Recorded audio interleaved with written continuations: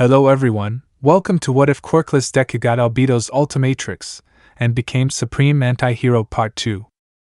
Before we start, please go support Albedo 13003 for writing that awesome fanfic. This is the translated version I made. There will be some mistake in character's gender, but of course Deku is a male. Chapter 7, Reunion and a New Partner. Point of view narrator. This thing is pathetic, Izuku said in front of the monster that attacked them all. And you are a barbarian, said a doctor who was examining the monster on a stretcher. Who would have thought that the doctor who diagnosed me with Quirkless and the second doctor who took care of me when I lost my right eye worked for the #1 villain? Izuku said, crossing his arms and starting to walk around the stretcher, getting a better look at the doctor's work. Do you want a popsicle to find out? The doctor asked sarcastically. Izuku just shook his head and chuckled. Yeah, I already checked. I prefer the doctor who called security to get the evolved ape spawn out than you. Izuku said, laughing a little. The scientist in front of him just rolled his eyes and continued with his work. What do you want? Asked the doctor seriously in his work. I just wanted to see Kyodai work, how he does it, and how he can improve, said Izuku calmly and quietly. The doctor only looked at him out of the corner of his eye seriously. It's not your concern, Garaki said seriously. Izuku just laughed a little and ascended. As you wish, but if you need help, call me, Izuku said before realizing he had turned around and started walking, filling the place. He left the doctor's lab and walked down a hallway, noticing the metal pipes and reinforced walls. He found it interesting how no one noticed a giant laboratory for experiments and torture underneath the city's most important hospital.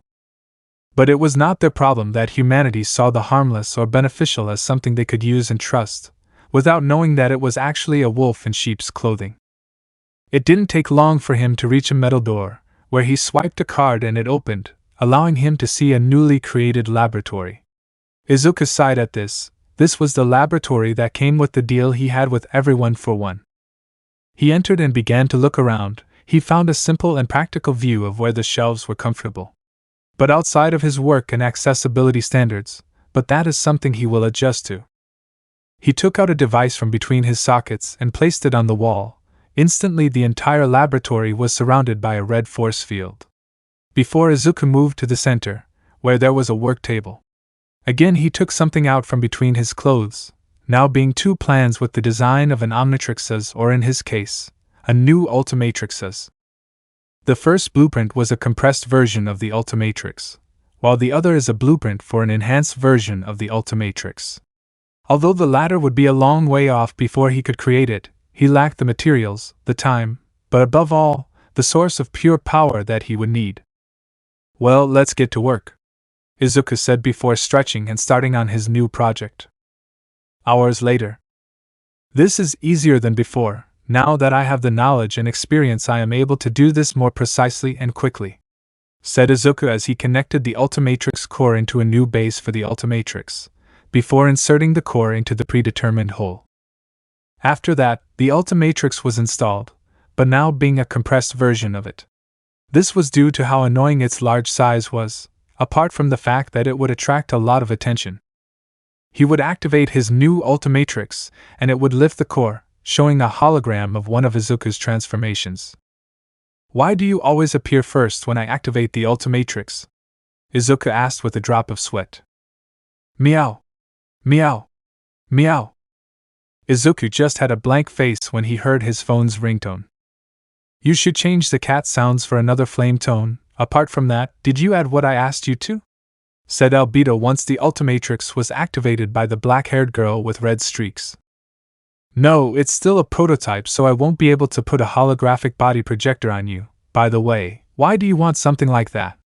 Answers and asks Izuku curiously, while taking his phone. My things, Albedo answered before Izuku answered the call. What do you want, Kane? Izuku said in a bored way.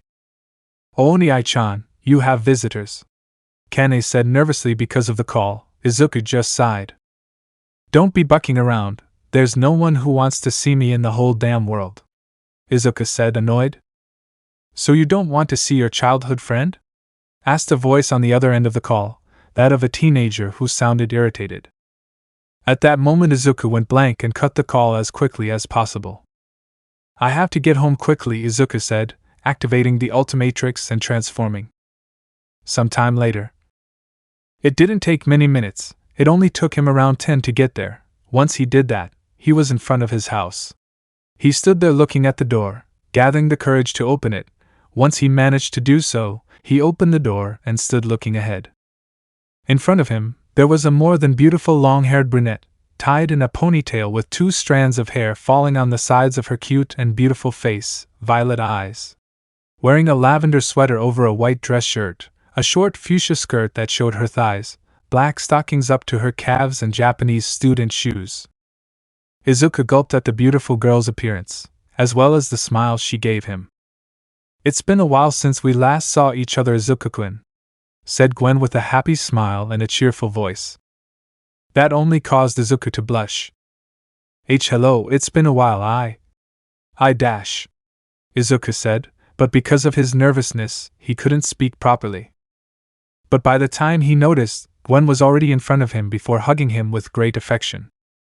I know, I miss you too, Izuku Midoriya, said Gwen with a smile, hugging Izuku tightly. Due to the difference in height, the girl barely reached the green-haired mentor, who returned the hug with a smile. Likewise, I miss you too, Izuku said with a smile, hugging his childhood friend. No, I missed you more, Gwen said in a playful way. No, I missed you so much more, said Izuku, instantly understanding the game she wanted to play. Nope, I missed you more. And by infinity, Gwen said between laughs.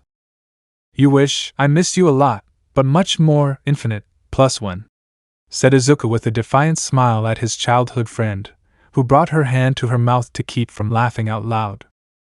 Okay, you win, ha, my god, I definitely missed our silly games, said Gwen with a bright smile, which made Izuku blush, but it didn't stop him from smiling.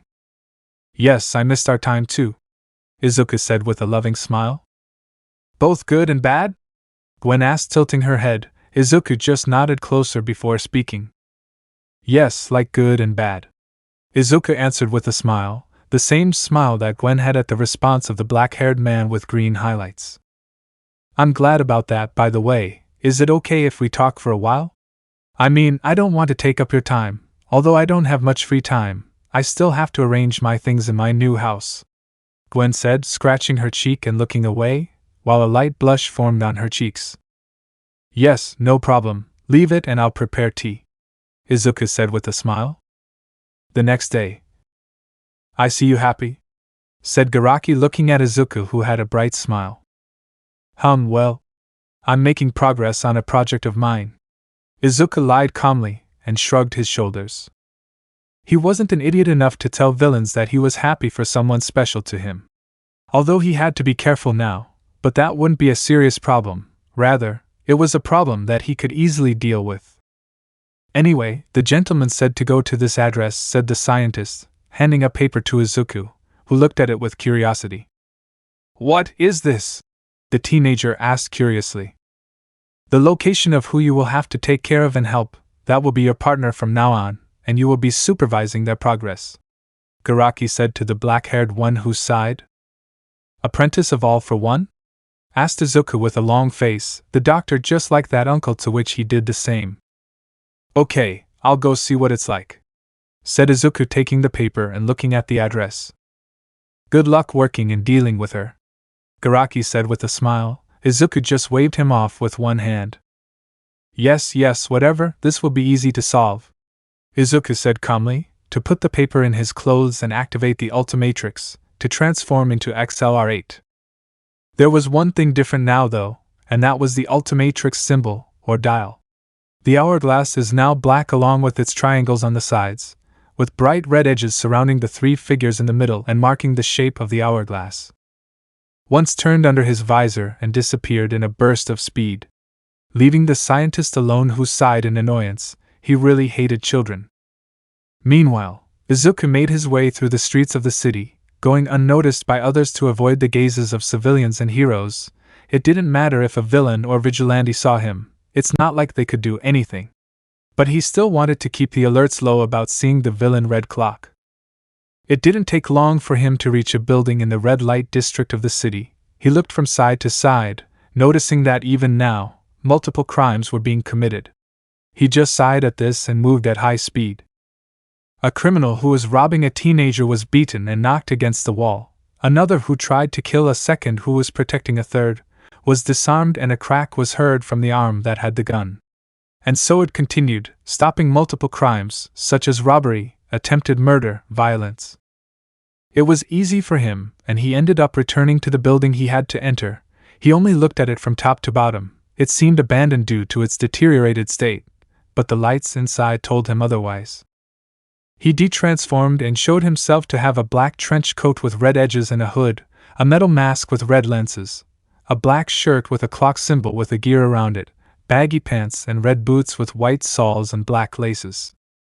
He just knocked on the door, which had an opening to see through. It was instantly opened, revealing yellow eyes surrounded by black darkness with black edges. "Red Clock," said the shadow in surprise.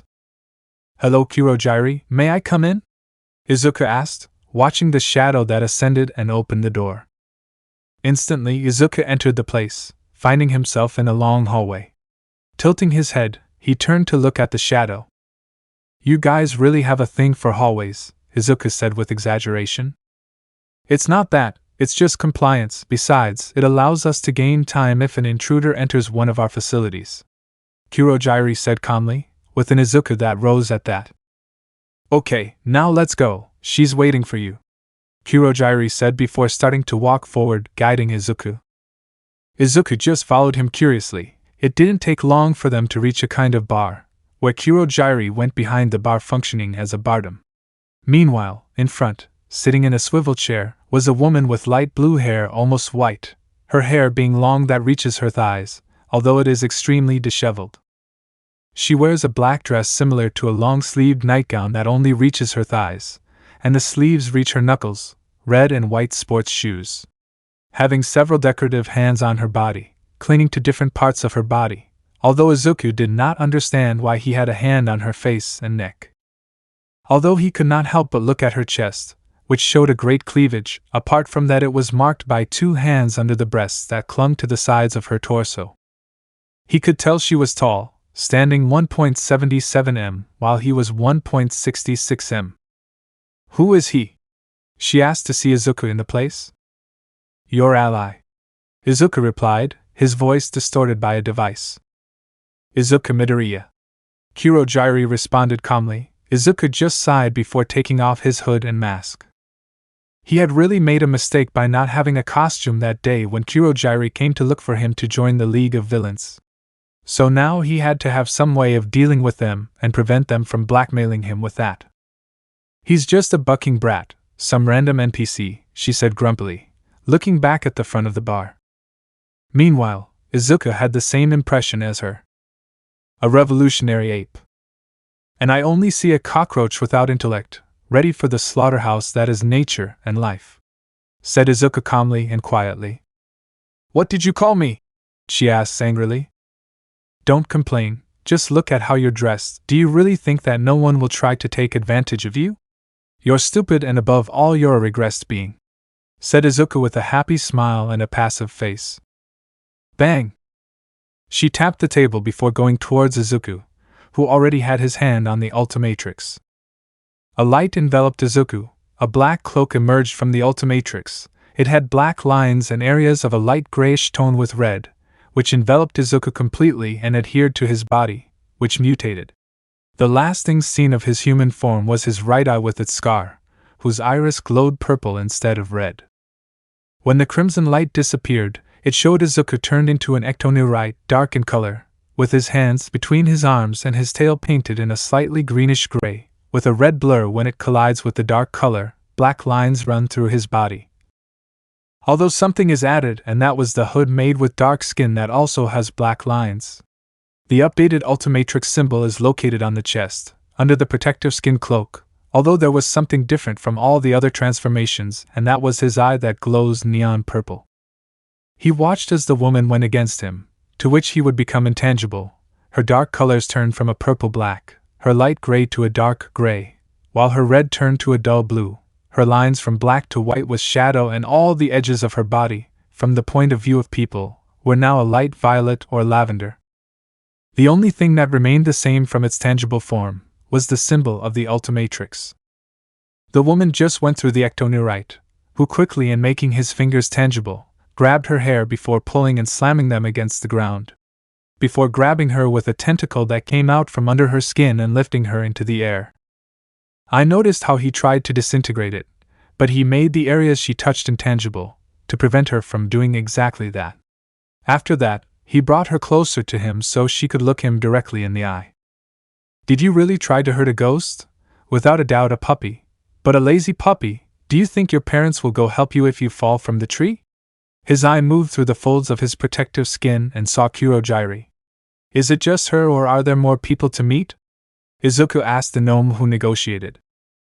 It's just her, Kurogyri replied calmly while cleaning some glasses. But as they spoke, the woman just looked at the ground at what Izuku said. She noticed this and just turned her eye back into her head, which became deformed as if she was smiling. What happened? Were they already devoured by predators? Was it that slow for them to evolve and realize that coming down from the trees to defecate is the worst mistake they ever made? Izuku asked mockingly. But for a few moments, his eye was seen to twitch, before flashing red for a few brief moments. He just let the woman fall to the ground, as he became tangible again, and held onto her head before shaking her. That's right. They were already devoured by a predator. Suddenly she spoke, still looking down. That's good, one less problem, Izuku said calmly and without any sympathy. And now that predator is coming for you, the woman said before launching herself towards an unsuspecting Izuku. But I only got through it when he turned intangible and started laughing like a psychopath. Ha ha ha ha ha ha, did you really think I let my guard down? Ha ha ha ha ha, without a doubt a total ape. The Itonurite laughed shamelessly and without any shame. He even made the gesture of wiping away tears and holding his stomach from laughing so much. Shut up, you damn crap. I'll kill everyone you care about and then I'll kill you. The woman screamed with total hatred, while getting up from the ground. At that moment, a disturbing atmosphere arose in the place.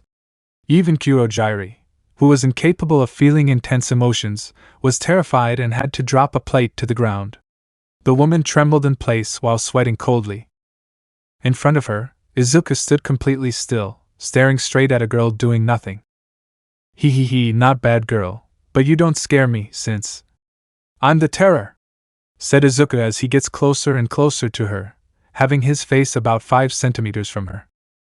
Its tentacles emerge from under its skin, which is slowly lifted by the tentacles and reveals a purple light that emerges dimly, giving a gloomy and paranormal appearance.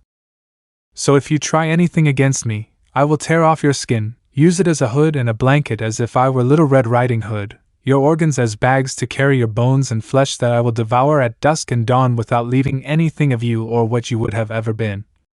Did you understand, human? Izuku shouted in the woman's face, although he asked her calmly. That didn't relieve her at all, but instead terrified her even more, as she breathed heavily in place, before falling unconscious to the ground. The alien just snorted in annoyance, before turning and walking over to the bar, where he began to make his way towards her. At that moment a loud beep sounded from the Ultimatrix. Error, there is not enough energy to maintain the current form. Albedo announced from the Ultimatrix dial. Izuku just sighed before returning to his human form. What I needed, a failure to compress it. I'll see how to solve that later, Izuku said before walking towards the bar where he sat in one of the seats. He saw Kurogyri, who was trembling and had a lost look. Unlike the woman who only glanced at the light, he did manage to see a little of what the light was hiding. Izuku just sighed and looked grimly at the living shadow. An orange juice, please, Izuku asked calmly. Kurogyri just looked at him in a terrified way and without saying anything obeyed. I see you're having fun, said the voice of everyone in one that came from a television that was on the other side of the bar. Why didn't you stop me? Izuku asked curiously, with Kurogyri leaving a glass of orange juice next to him. I knew you wouldn't hurt her seriously, Besides, this is for her own good. She has to learn to fend for herself and grow, as well as mature. She still thinks you'll be there for her," answered All for One, while Izuku drank some of his juice. Okay, I understand everything better. Am I your babysitter or teacher?" Izuku asked with annoyance. "She is my apprentice, but she needs to be refined, and for that I want you to help her along with Kurojiiri and possible future members and develop her way of seeing the world, as well as having a reason for why she hates heroes. It is anger and rage without. And since to mature she will need help, but at the same time, become independent from me to improve," answered All for One calmly, but severely at the same time. Izuku moved forward and continued drinking his juice. "I see I'll have a long road ahead of me," Izuku said calmly and somewhat thoughtfully.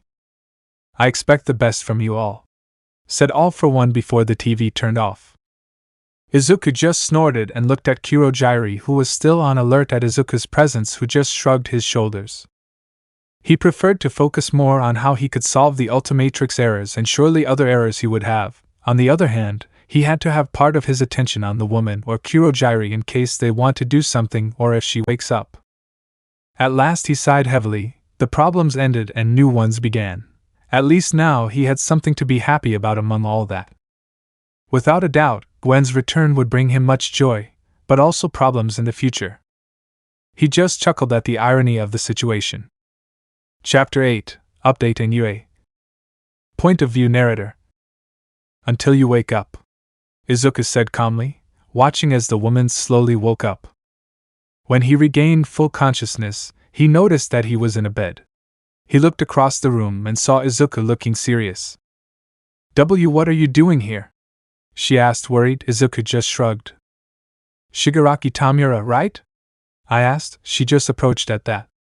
"Well, it's not a bad fake name, although it is silly to use All for One's last name, but it doesn't really matter now. He is currently nothing more than a ghost from the past." He lets out a heavy sigh. "But anyway, I just stayed here to tell you that from now on we will work together, so behave if you don't want me to show you the most horrible thing I have for transformation." Izuku finished speaking before realizing he turned around and started walking towards the door of the room. "Why did you become a villain?" Tamura asked suddenly. Izuku just shrugged as he continued walking.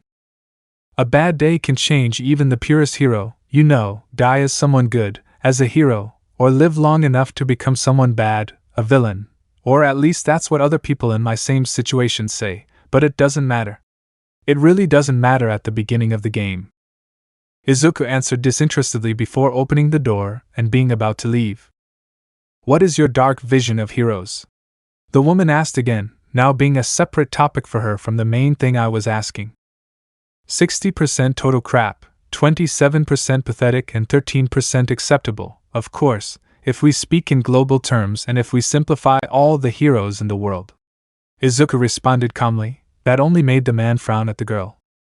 "How are you so sure about that?" she asked, starting to scratch her neck. "Mathematics, you can argue, but numbers don't lie," Izuku responded before leaving the place. Weeks later, Izuku was working with a small cube of about 3 centimeters. It was on the table.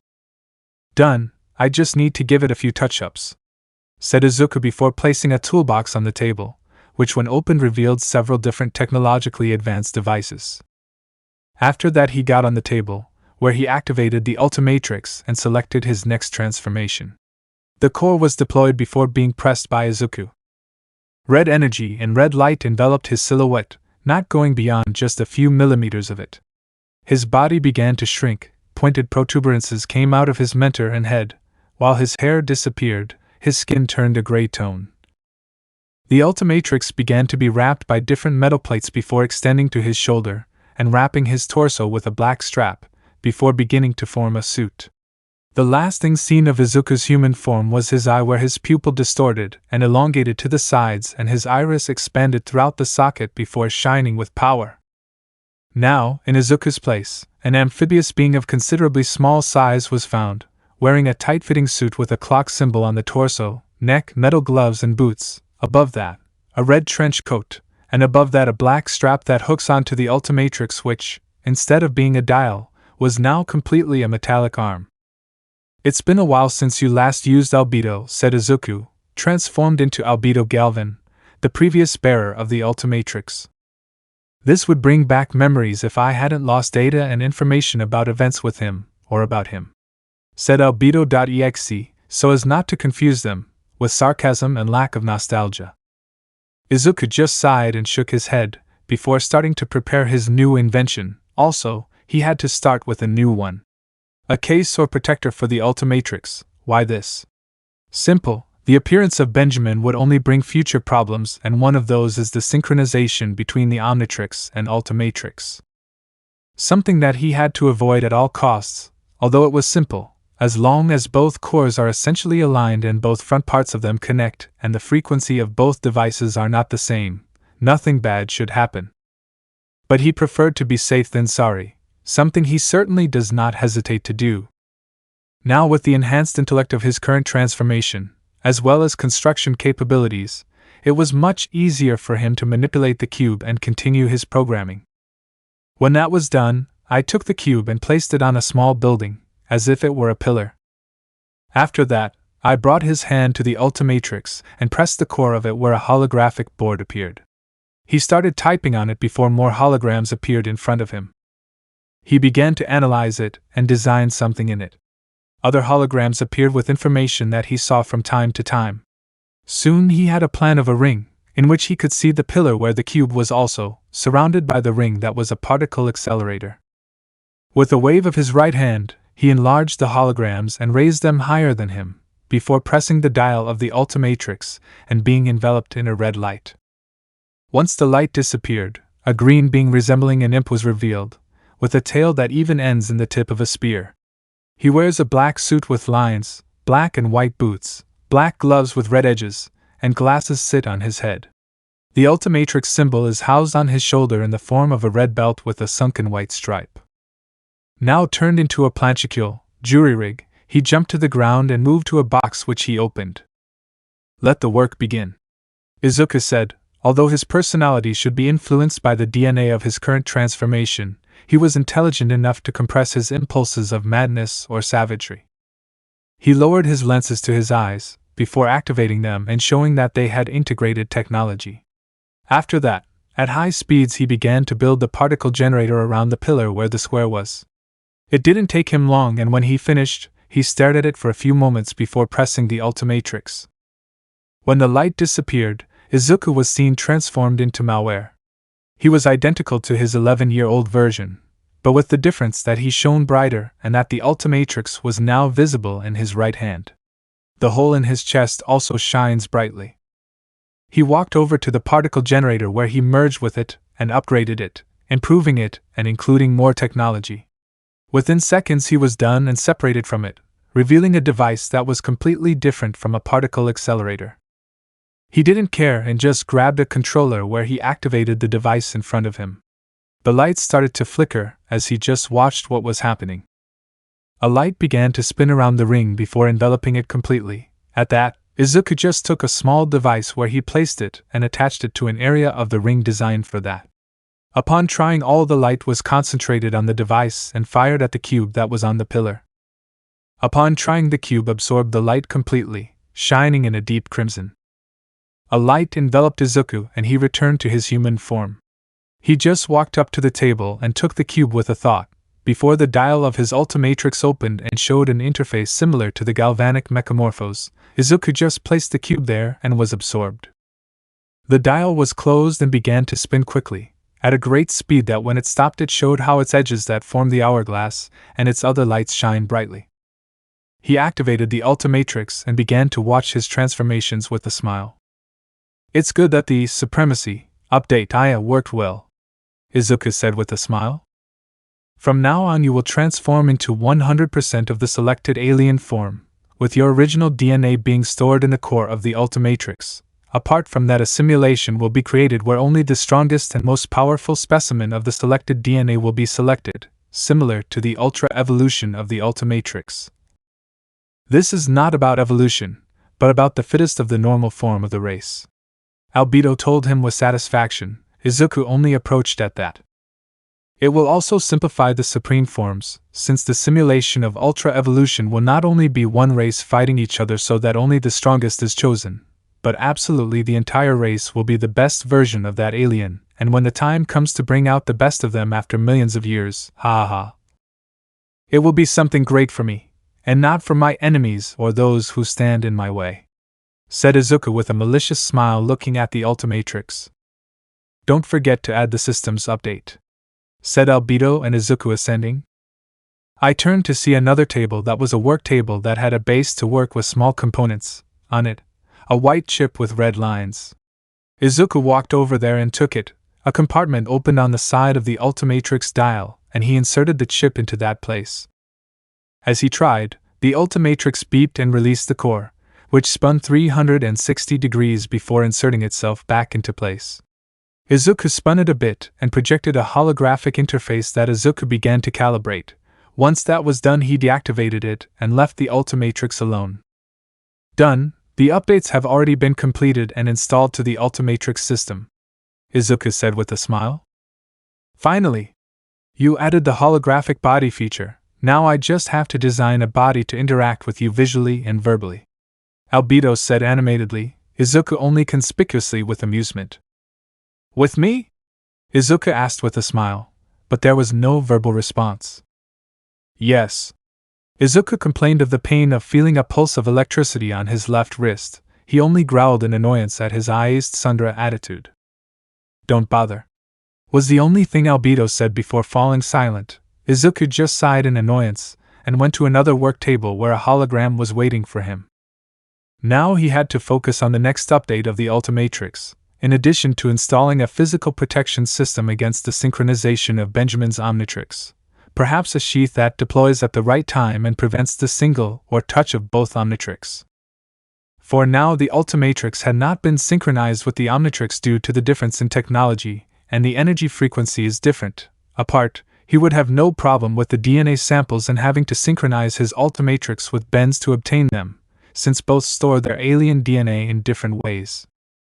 Izuku's is digitized and integrated into its storage, currently having more than 25,434,533 DNA samples, while Ben's Omnitrix receives the signal from the planet that the azimuth of that world had created, where the DNA samples of all living beings in the galaxy are stored and collected, having around 1,910 DNA samples. Now that he thought about it, he had to think of various contingency plans. According to what Albedo.exe told him about Albedo and how he synchronizes with the Ben of his universe, returning to his Galvan form was easy, only needing a sample of his original DNA or that of his race and a DNA rewriter. Something similar to the machine he used to try to return to his Galvan form, but because of Ben he ended up acquiring the ability to transform into various aliens, and without having returned to his true form. Also, a backup copy of the Ultimatrix would not hurt, especially the DNA, which is the most important thing since he could create a new Ultimatrix from scratch without any problem, even without any plans or guide. He has seen the level 20 device so many times that he already knows how it works perfectly. Each of its components, and how they are programmed and connected so that the entire system works. Without a doubt, the creation of a second Ultimatrix, not only identical to the one he already has, but a better one, would not be a problem for him. Time skip. Izuku stood in front of a large building, looking at it indifferently. The grand and prestigious Yue Academy, whose windows and golden letters shine in the sunlight, giving it a majestic or divine appearance. A total nuisance for Izuku. "I'm sorry I'm late!" exclaimed a person who hugged him by the neck. He almost knocked him to the ground. He was about to hit the person but realized it was Gwen, so he calmed down and listened to his childhood friend. "Hi, I thought you would arrive earlier," said Izuku, feigning disappointment. "Hump, how cruel! How can you be so mean to a lady like me?" asked Gwen, playing along with her childhood friend. He just shrugged and listened. "I think it's the fact that a lady wouldn't be late," Izuku mocked, but he felt Gwen tighten her hug with an arm that had Izuku's neck darkly. The black-haired boy with green streaks began to sweat as he watched Gwen sound calmly and softly at him, while her eyes shone a deep pink. "To your... I don't know what to say, said Izuku, defeated and looking away.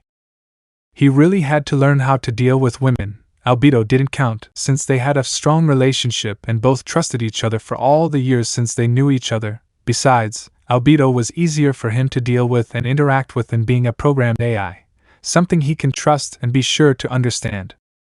PFF. Izuku just frowned when he saw Gwen trying to contain her laughter. Really? The annoyed man asked. Sorry, I thought that since you are extremely intelligent you would have a good excuse. I didn't expect you to instantly admit that you didn't know what to say. Gwen answers honestly and being sincere with the black-haired girl who blushed in embarrassment. I'm not good at interacting with women, Izuku said, embarrassed, and looked away.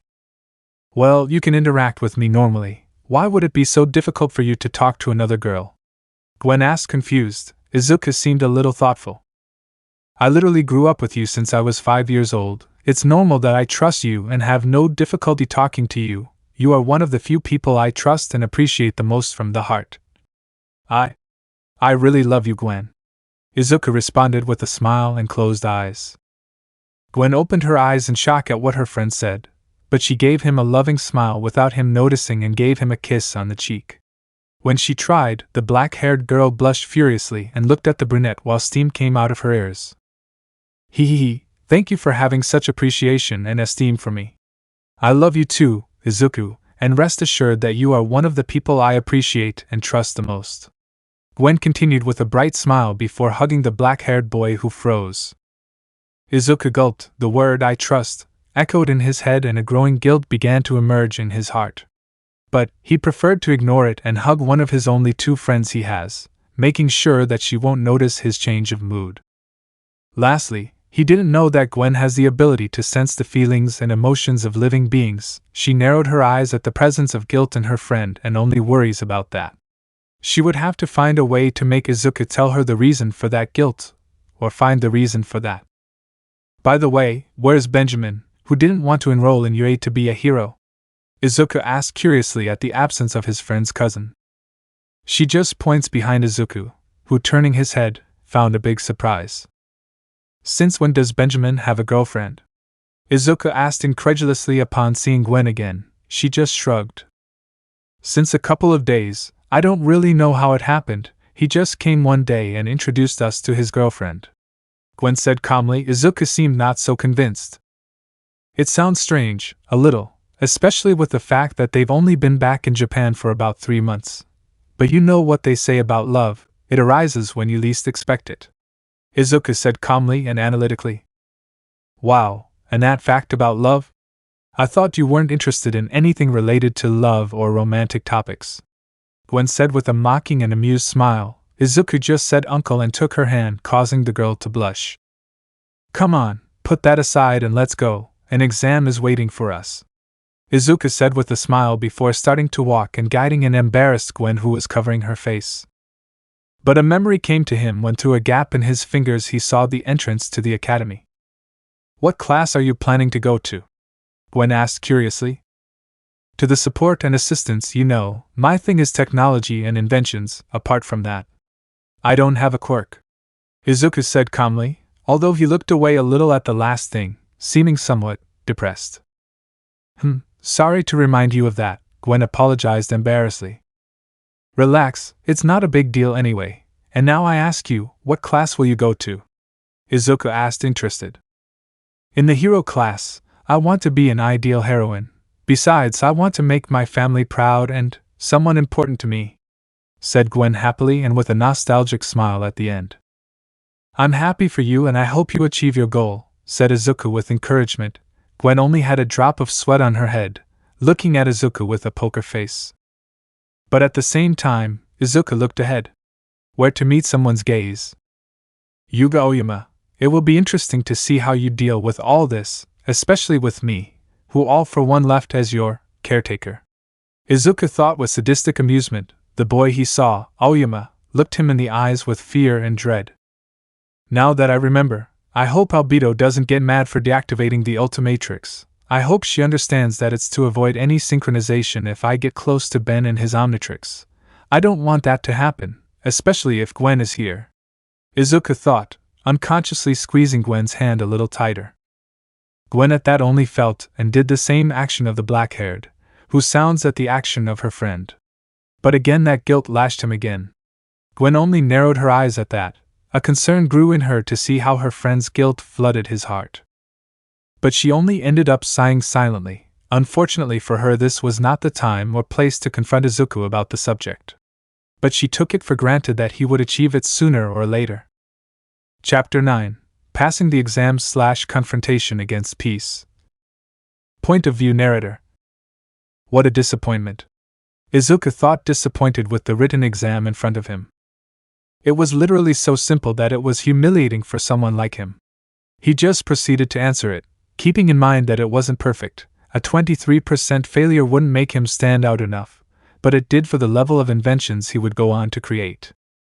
I snort in annoyance at having to purposely fail at this primitive stupidity, but I'd be able to let it go for now.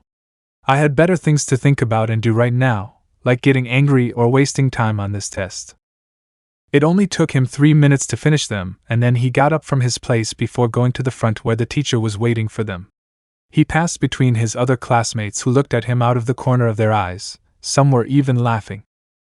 "Ha ha ha, looks like someone has already given up," one of them said with amusement. "It seems so. It must be a disappointment for his parents," said another of the people in the place taking the exam. "Hump, well, less competition," said another of them with a malicious smile. Izuku just stood still with his eyes rolled back, but returned to normal with a frown. Without anyone seeing or noticing, he masterfully modified his test in hand and handed it to the teacher, who received it. "I'm done," Izuku said, calmly handing him the exam.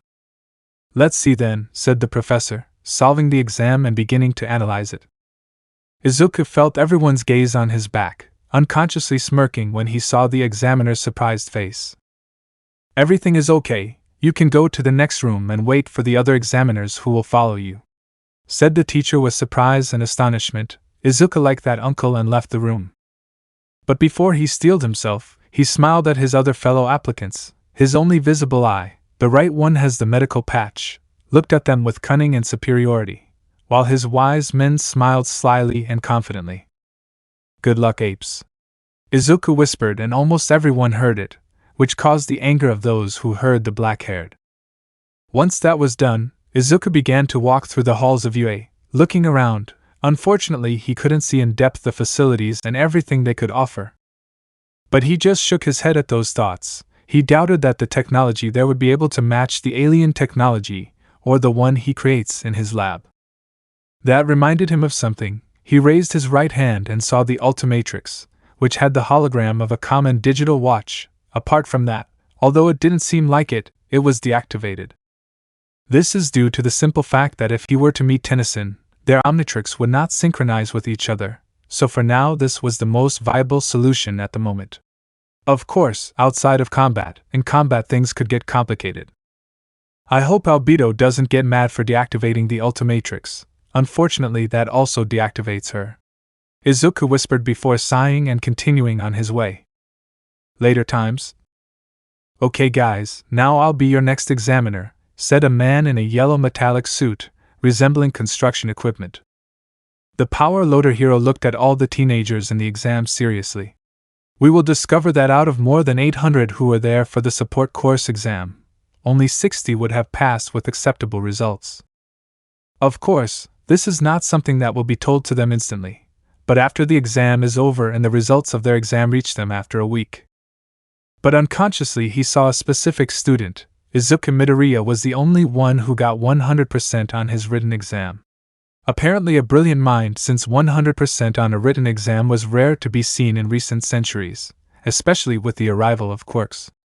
But what would it be like in practice? Well, this is the last part of the exam. You have to create your own invention with the materials you have on hand in the workshop. You can use as many as you want, as long as they are finished within the time limit of 6 hours, so on the count of 3 they begin. 3, the exam begins, said Power Loader with a smile. Everyone was alarmed by this and began to search for materials needed for their own inventions. Meanwhile, Izuku was already working at the work table that had been given to him when he entered that room. He worked quickly and precisely, he had to create something in the shortest time possible. The mocking words of the other teenagers taking the exam still echoed. That only bothered him every second and led him to have the idea of humiliating them. He had to create something impressive enough, he wouldn't get carried away either, and would create something that he could equip in the future to his equipment like the red watch. So something that doesn't link him to his secret identity will avoid him several problems. So by the time an hour and 23 minutes had passed, he had his creation made, a bracelet with metal plates running through it, with a cylinder or disc in the middle. "I'm done," Izuku said from his table, raising his hand and drawing everyone's attention. "Let's see, what did you do?" asked Power Loader, arriving where he was. "A retractable shield for defense and counterattack," Izuku answers with a smile. Power Loader lifted a leaf under his helmet and looked curiously at Izuku. He didn't see the way the bracelet was capable of deploying a shield. "Then show me," Power Loader asked calmly, and crossing his arms, Izuku sounded like that uncle with a smile. With a click heard from the bracelet, the disc spun and both parts of the metal plates rotated with it as it extended further, generating and deploying a circular shield 100 centimeters in diameter. "Not bad, Mucus, but earlier you mentioned something counterattacking, show it to me," said Power Loader with a smile, but at the same time seriously. "I need you to throw a punch and I'll show you," Izuku said, retracting the shield to its bracelet form. "Are you sure?" Power Loader asked, somewhat worried. Izuku just like that, confident guy. "No problem, you can even use your metal gloves, in fact it's better this way, that way no one will get hurt," Izuku said confidently. Power Loader sighed before getting ready. Izuku saw it and concentrated. A count of 3 to 1 was made and the teacher/hero threw a punch. Izuku moved his left hand that had the bracelet. A click was heard and the shield was deployed. He activated the Power Loader fist. While it was deployed and with the power of the movement of the cylinder/disc, he was able to forcefully move the Power Loader arm upwards. Dismayed and surprised, the hero did not see how Izuku placed his fist on his neck, and when he pressed it, he saw Izuku's calm and happy smile, which was reciprocated by the hero himself, who was extremely happy at what the boy did. "Not bad, brat. Can you do anything else?" asked Power Loader with a smile. "Ha, yes you can, just look," said Izuku, turning around. He forcefully pushed his arm forward and the shield was launched. It crashed into the wall, followed by a rebound against a table. It planed in the air at high speed before bouncing off another table, then on the ground and returning to the hook it had. Izuku's bracelet, and returned to its bracelet form. "And that's capable. I know it's not much, apart from the fact that for the second and last one you need a little practice. But I hope it's enough to pass," Izuku said with a slightly nervous smile.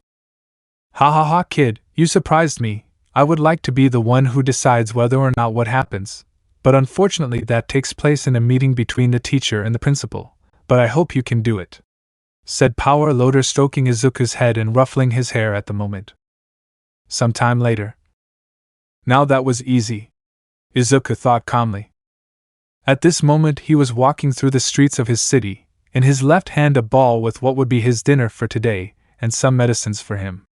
Unfortunately, he would be grounded for a week and his parents would not make his dinner for a while, so he would have to buy his own with money and prepare it himself.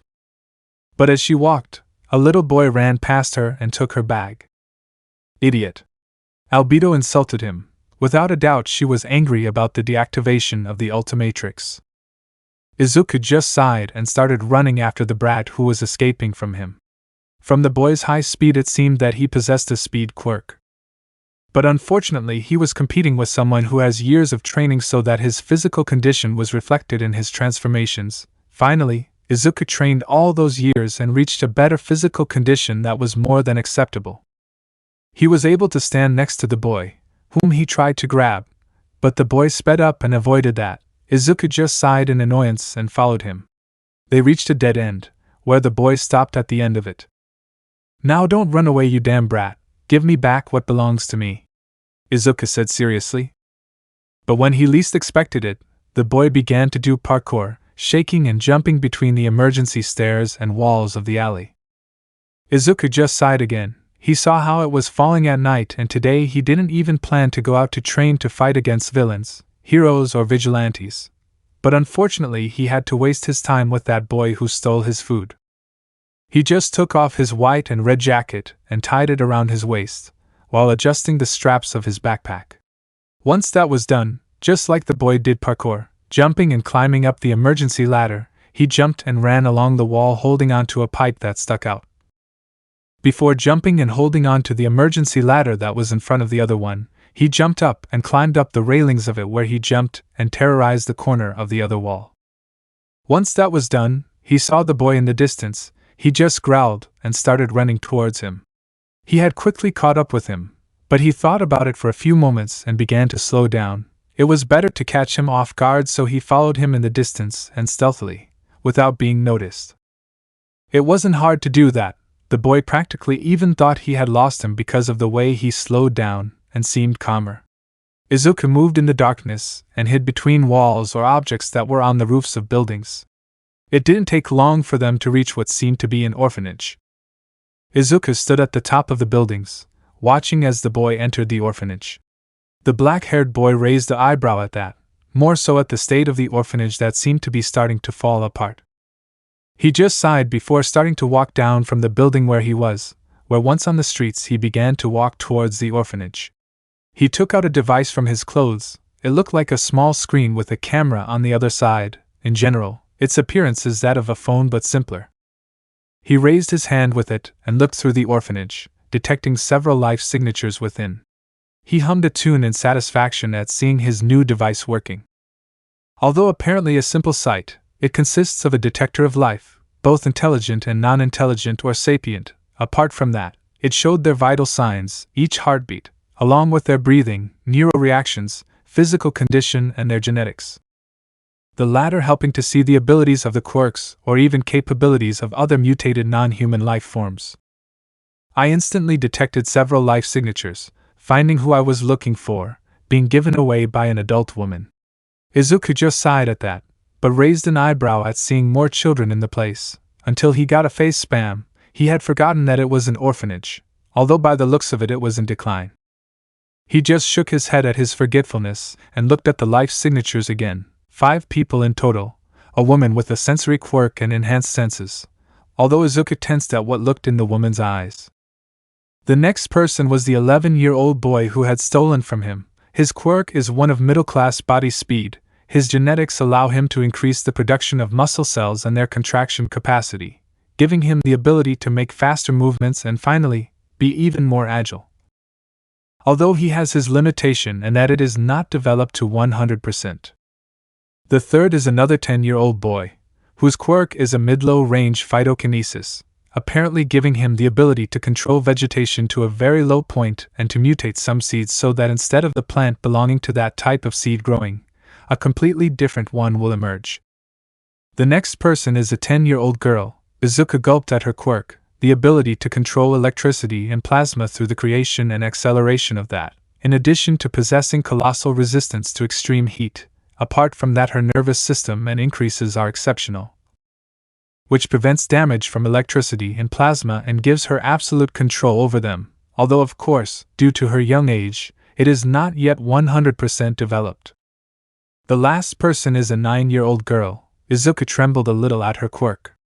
A quirk that gives her full power in her voice. Her vocal cords have been enhanced, being now more resistant and flexible for the use of her quirk. Her nervous system develops an exceptional skill to control her voice and modulate the sound precisely.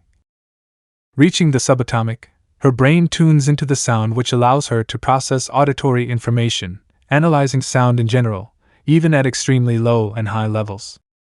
Although there was a drawback to her, although she was one of the most powerful of the group, Izuku's device detected that she unfortunately suffered from deafness and muteness since her day of birth. Gosh girl, it was better to be quirkless instead of this shit, Izuku muttered indifferently. After that, he activated the Ultimatrix before selecting a form and deactivating it again, thus instantly having a transformation already selected for any situation. He proceeded to knock on the door, and through his device he saw how everyone became alarmed. The adult woman inside quickly heads to the door, where she seemed to be hesitating whether to open it or not based on how her vital signs showed and her hesitant posture. At that, Izuku only knocked on the door again, alarming her more. I know you're there, miss. I'd like to talk to you a little, Izuku said calmly. He watched through his device as she sighed and walked over to the door to open it. Izuku just looked victorious and put his device away before changing his explosion to a calm one. The door was opened and Izuku couldn't help but be shocked and blush slightly. The one who greeted him was a beauty, with disheveled blonde hair, silver eyes, obviously blind, wearing an ancient black dress, along with a cross on her head and a golden necklace, although Izuku noticed that it was not made of that precious metal. Excuse me for the delay, sir, what can I help you with?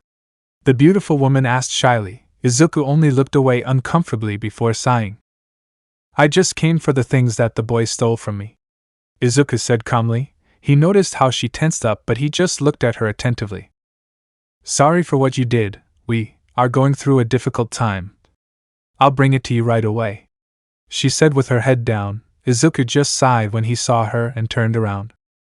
It's 6 instant ramens, you just have to pour boiling water in them. In the canteen that he also stole from me there happens to be boiling water. Be careful with the chili peppers, they're red jalapenos. Those are even hotter than the normal ones, and I'm sorry to waste your time, also. The pills that are in between the food are for pain relief and the other strip of pills are for some minor illnesses, said Izuku before turning around and starting to leave. Wait, you don't want your things back? The woman asked, surprised and incredulous. No, it's okay, I can get more, Izuku said dryly before leaving the place completely. Leaving behind him the woman who only saw how the black hair with green highlights walked away from the place. Meanwhile, Izuku, who was walking, his phone with a cat tone began to ring. Izuku just took it out and saw that it was a message from a stranger, sending him an address with an SOS message. He just sighed in annoyance and activated the Ultimatrix again before selecting his transformation. His outline and figure was enveloped by a red energy, and when it disappeared it showed XLR8. He disappeared in a burst of speed, filling the spot that was now marked on his flip-out visor.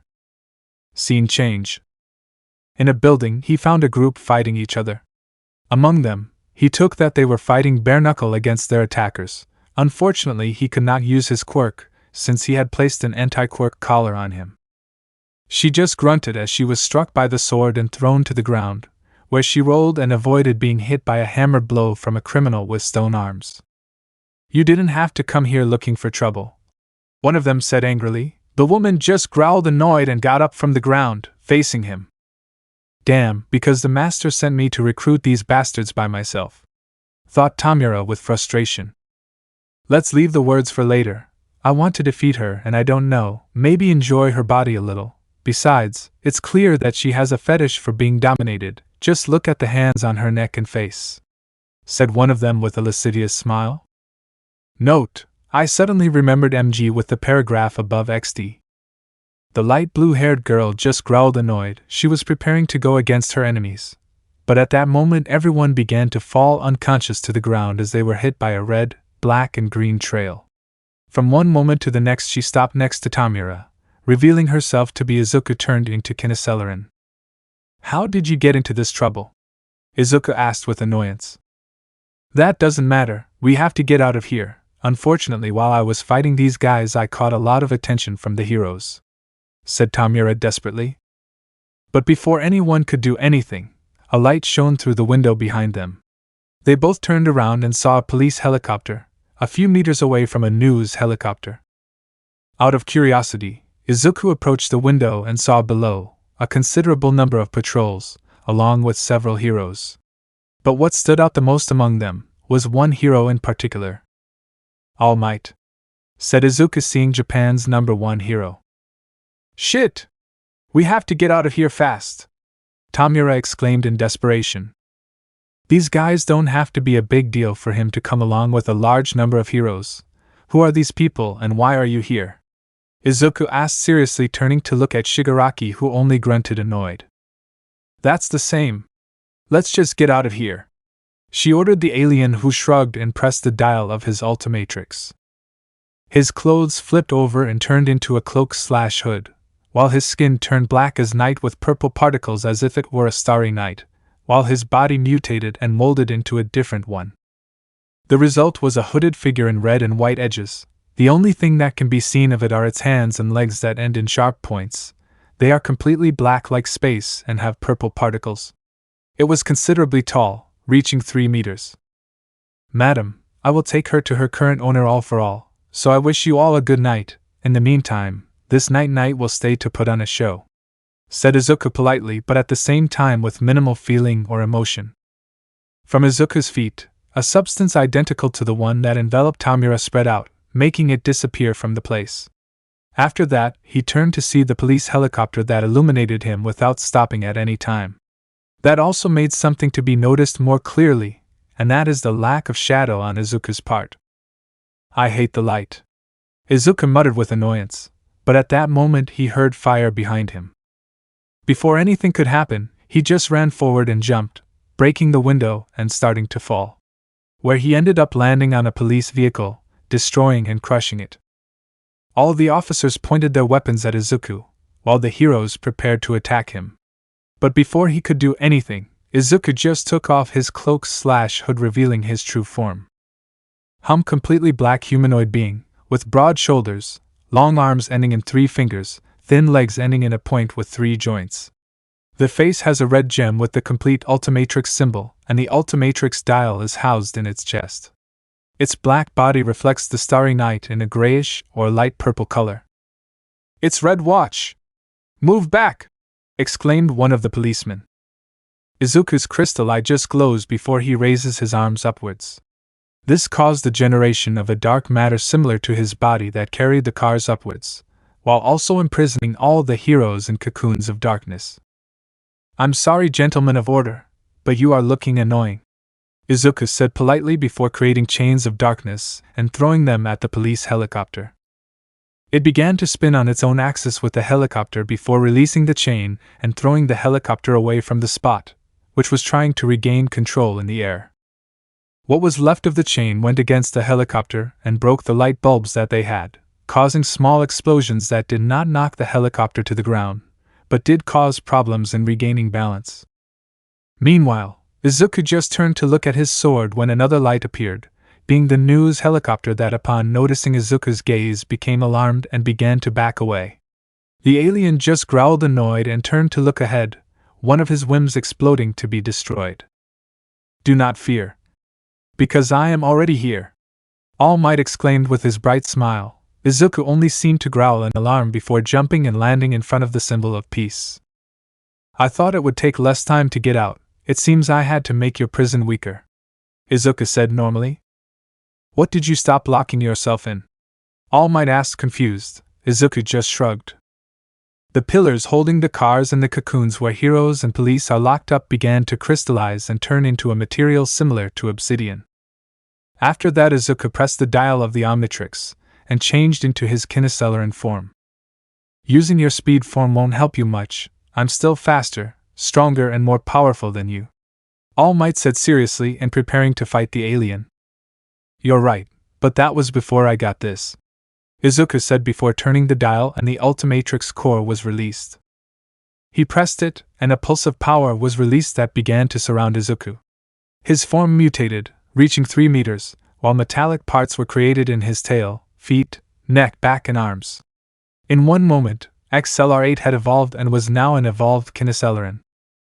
Now having a stronger body, and the height of 3 meters, a longer tail that ends in a hook shape and a blade with an energy edge, a piece in each of his orbs that are now energy. His arms have an energy orb in place of his elbows, apart from being wrapped in metal with energy claws and a blade with various divisions and a red energy edge. His helmet became longer towards the back with 2 parts extending to the sides and a spike pointing to the chest of his chest, a fully integrated visor without the ability to deploy or remove, being made of red energy with white, and has spikes on his back made of metal. What was most noticeable was the exoskeleton that he has around his body, and under his black suit with red and white. The Ultimatrix symbol is located on the front of his helmet. Izuku braced himself, stepping back and crouching slightly, bringing one arm out in front of him and the other to the side, with one foot in front of the other. It looked like the stance of a samurai about to draw his katana. Almight didn't wait any longer and went against Izuku, who at the same time disappeared.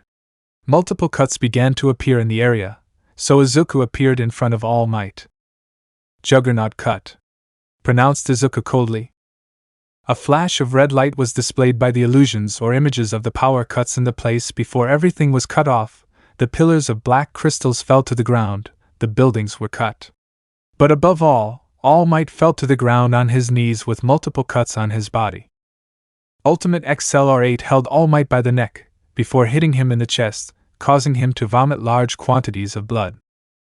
And you're supposed to be the symbol of peace, what a disappointment, you're just a lie, a guy who only hits those who break the law can't be called a symbol of peace. That title has much more meaning and responsibility than you could ever understand. Izuku said coldly before pushing All Might and causing him to fall to the ground. I'll stop you, All Might said with difficulty. Izuku just laughed dryly. You speak to me with the hatred worthy of a serial killer. I don't know if you know this, but I still don't beat anyone. Izuku mocked with amusement. All Might just growled annoyed. You still haven't killed, but sooner or later you will, and I'll be there to stop you, All Might said seriously, and with his head held high. There are rules, All Might, rules that I do not intend to break, and one of them is murder. I am not a filthy animal like everyone else who lives in this rotten society. Besides, unlike most heroes, I do have honor and values. Izuku responded before disappearing, leaving a defeated All Might in that place, where heroes, police, and ambulances arrived in the distance. Chapter 10, A Date? Point of view narrator. How boring, I have nothing to do today, said Izuku in a bored way, while rolling around in an armchair in his laboratory. Don't you have a mission with that sand guy? Albedo asked curiously. Nah, that's for later, not now, Izuku answers, leaning back in the chair. If you say so, remember that at night is the mission that the deformed phenomenon gave you. Albedo remembered. There was a silence between the two, but not before a lazy Izuku nodded his head. By the way, thanks for the full-body holographic project. I would like you to add a solid hologram protector in the future. I would like to interact with things as well, Albedo said happily. At that, Izuku just raised an eyebrow. He was never interested in people thanking him for his things, or the mere fact that they did it is not something that crossed his mind. But at that moment a light caught his attention. Turning his head a little, he saw how a holographic figure was created next to the armchair. When it was completely formed, it showed a beautiful albino teenager with red eyes and short hair, wearing a black shirt that hid her chest, a large red jacket for her with lines and the number 10 on the left side of the chest, dark blue denim pants, tortuously tight around her legs for the view of perverts, and finally, she wore black calf-high boots with white details. And how are you? Albedo asked, her hologram having a soft and happy smile, as well as serene. I need to give you that physical hologram creator as soon as possible, Izuku answers in a whisper, while his cheeks turn red. Pervert, insults Albedo with the coldest face Izuku has ever seen, causing him to tremble nervously in his place. From Tin Marin's fingernail. Izuku's flame tone began to ring, to which he would take his phone and answer, moving away from Albedo, who was still looking at him with her cold gaze. Hello? Izuku replied somewhat nervously. Okay, will you tell me what's going on? Why are you nervous and scared? Gwen's voice asked on the other end of the call. Her tone was the same as Albedo's, cold and serious at the same time. At that, Izuku just tensed in place. Albedo, who even being outside the Ultimatrix by means of a hologram was still connected to it, and could see through it, feel, hear, see its systems, Izuku's status, etc. She couldn't help but bring her hand to her mouth to stop her laughter. Sorry, I'm watching an analog horror movie. You called right when the main character was called and I got scared. Izuku responds hastily and fearfully, as well as blushing with embarrassment. Sorry, I didn't know that, I'm really sorry. Gwen apologized embarrassedly on the other end of the call. No, nothing's happening, ha ha ha, it's also my fault for seeing this and getting scared, Izuku said somewhat nervously, but the man frowned when he saw how Albedo was laughing with a muted audio symbol next to him. Well, if you say so, are you free today?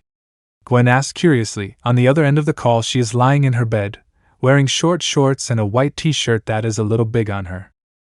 Yes, well, not entirely. At night I have to do personal and private work, but in general, I am free from 9:15 a.m. to 6:40 p.m. answers Izuku, now calmer. Really? She exclaims, almost jumping because of her mood, but seeing his attitude she clears her throat with a fake cough. Sorry, something happened here, but getting back to our topic, would you like to go out? Gwen asked while playing with a pencil on the other end of the call. Going out? Like we used to do when we were 11? Izuku asked, now getting up from his seat and approaching one of his work tables, where he took out a small device and a remote control. No, I mean something else. Gwen answers, looking away, a blush appearing on her cheeks. Anything else? Izuku asked, confused. On the other end of the call, Gwen facepalmed herself. By the Celeste Sapiens. She mutters with a bit of frustration before returning to the call. For God's sake, Izuku, you have to learn how to deal with women. What I mean is that we have a date, said Gwen, now even more blushed than before. Him? Izuku exclaimed, confused and in shock. The device he was holding even fell out of his hand, as did his phone. But before it hit the ground, I grabbed it at the last moment. Izuku, are you still there? Gwen asked anxiously. Why, yes, I'm here. You just took me by surprise. How did you come up with this? Izuku asked, blushing. 0. Well, I've never been on a date in my life, and I was looking at some romance-related books, so I came up with the idea of going on a date with you. Who better than my best friend, so? What do you think? Answers, and Gwen asks, embarrassed. But while doing that, Izuku just smiles blankly and looks at nothing. Shit, there's no doubt that the best friend thing affected him, Albedo mocked from afar, while she was sitting in an armchair and a hologram of popcorn was projected in her hands. Yes, I would like to, Izuku answers with a smile after regaining consciousness. 0. Really? Cough, cough. I mean, okay, see you at 12. There's a newly opened internet cafe, so it doesn't have many customers. It even has a library in the back, said Gwen animatedly on the other end of the call. Okay, see you later, Izuku said with a blush. So be it, goodbye. Gwen said goodbye before hanging up the call. I should break your face, Albedo said as if nothing was wrong. She was lying on the couch after eating her popcorn. What's that about? Izuku asked, confused. Albedo just snorted and appeared in front of Izuku, startling him a little and causing him to take a step back. You have me, who was with you from the beginning of all this, but still, you seek to be with people from this lost society, Albedo said, crossing her arms and looking sternly at Izuku. He just blinked a few times before smiling softly. Are you jealous? Izuku asked with his soft smile. An exclamation mark appeared above Albedo's head as she became alarmed at her wearer's statement. What nonsense are you talking about? Me? Points with a finger. Jealous? That's impossible. How come I am jealous of pathetic beings with carnal limitations? Asked Albedo, offended. But at the same time, a strong blush appeared on her cheeks, and at the same time, that only caused a nervous and grumpy tone in her voice. You shouldn't be jealous. You are the most important person to me, Albedo. Literally and in both senses, you are my right hand. Izuku answers, raising his right wrist and touching the Ultimatrix. A bright smile shine on his face. Albedo just watched as the pink color of her face turned scarlet red. You are the biggest idiot I have ever seen in my damn existence. Even Tennyson is less dense than you, Albedo claimed angrily and with a big blush on her face that reached her ears, before dematerializing her holographic body. Huh! What did I do? Why are you yelling at me? Izuku asked, confused and surprised. But there was no answer, to which he only denied before returning to the table and taking his device, where he finished building it and then went to his table where he built chips. Once there, he saw a kind of spider-like robot building a chip, which was about to be finished. He only adjusted some details through a holographic screen on the side of the robot, and within seconds the chip was ready. He just took it and brought it closer to the Ultimatrix, where on one side of the dial an opening rose where to insert the chip. Izuku just inserted it, and the opening closed instantly. Ultimatrix reboot started. 0%, 1%, 13%, 25%, 46%, 73%, 99%, 100%, reboot completed, update installed successfully. Albedo's voice came from the Ultimatrix. After that, a light envelopes the Ultimatrix that begins to change shape. Izuku prepared for that. He just put on some sunglasses and saw through them his current achievement. When the light disappeared, it revealed the Ultimatrix in the form of a gauntlet that covers from part of his fingers to his forearm, almost to the elbow. A big change, Izuku said with a smile. Albedo appeared at his side with her arms crossed and a small blush still on her cheeks. Congratulations, fool, you managed to achieve a new update for the Ultimatrix on your own without my help, but still, it's a far cry from what it once was in Albedo's hands. Albedo said seriously, but still, a small, satisfied and happy smile appeared between her lips. Slowly, Albedo, there is no reason to rush things. If we do, everything will go from bad to worse. Don't you remember that time when the Supremes almost obtained mind, consciousness, intelligence, even their own will? Answers and asks Izuku calmly and with a mocking smile to his partner, who only snorted annoyed. Whatever, says Albedo before her holographic body disappears and she returns to the Ultimatrix. Izuku just shook his head and walked away from his table. As he walked, he looked at the new Ultimatrix with a satisfied smile. 0. Now it is more versatile, its systems were refined and new functions were added and some things were adjusted, as well as some bugs fixed, but I still can't find a way to limit the transformations with self-awareness. I would like to ask Albedo for help, but I have to do this by myself. If not, it won't have the same value and achievement as doing it by myself, Izuku said somewhat thoughtfully, before smiling and snapping his fingers. Let's try it! Exclaims the black-haired man with green streaks before being enveloped by a red light that went no further than his silhouette. By the time he was gone, he showed Izuku turned into Swamp Fire, who clenched a fist as it made a sound. Once again he was enveloped in a red light, now changing into Humongosaur, which had a difference, and that was that he now wears a black suit with red, white and red edges, black gloves with red edges and a strap that runs across his entire torso, and where the Ultimatrix symbol is located. Master Control is the best! Exclaims the dinosaur alien, fist bumping before being enveloped once again by the transformation light, now turning into XLR8. He moved from side to side before returning to his place away from his tables, where he made some jumps, stops and claws. Also, the improvement for the alpha specimen was completely updated.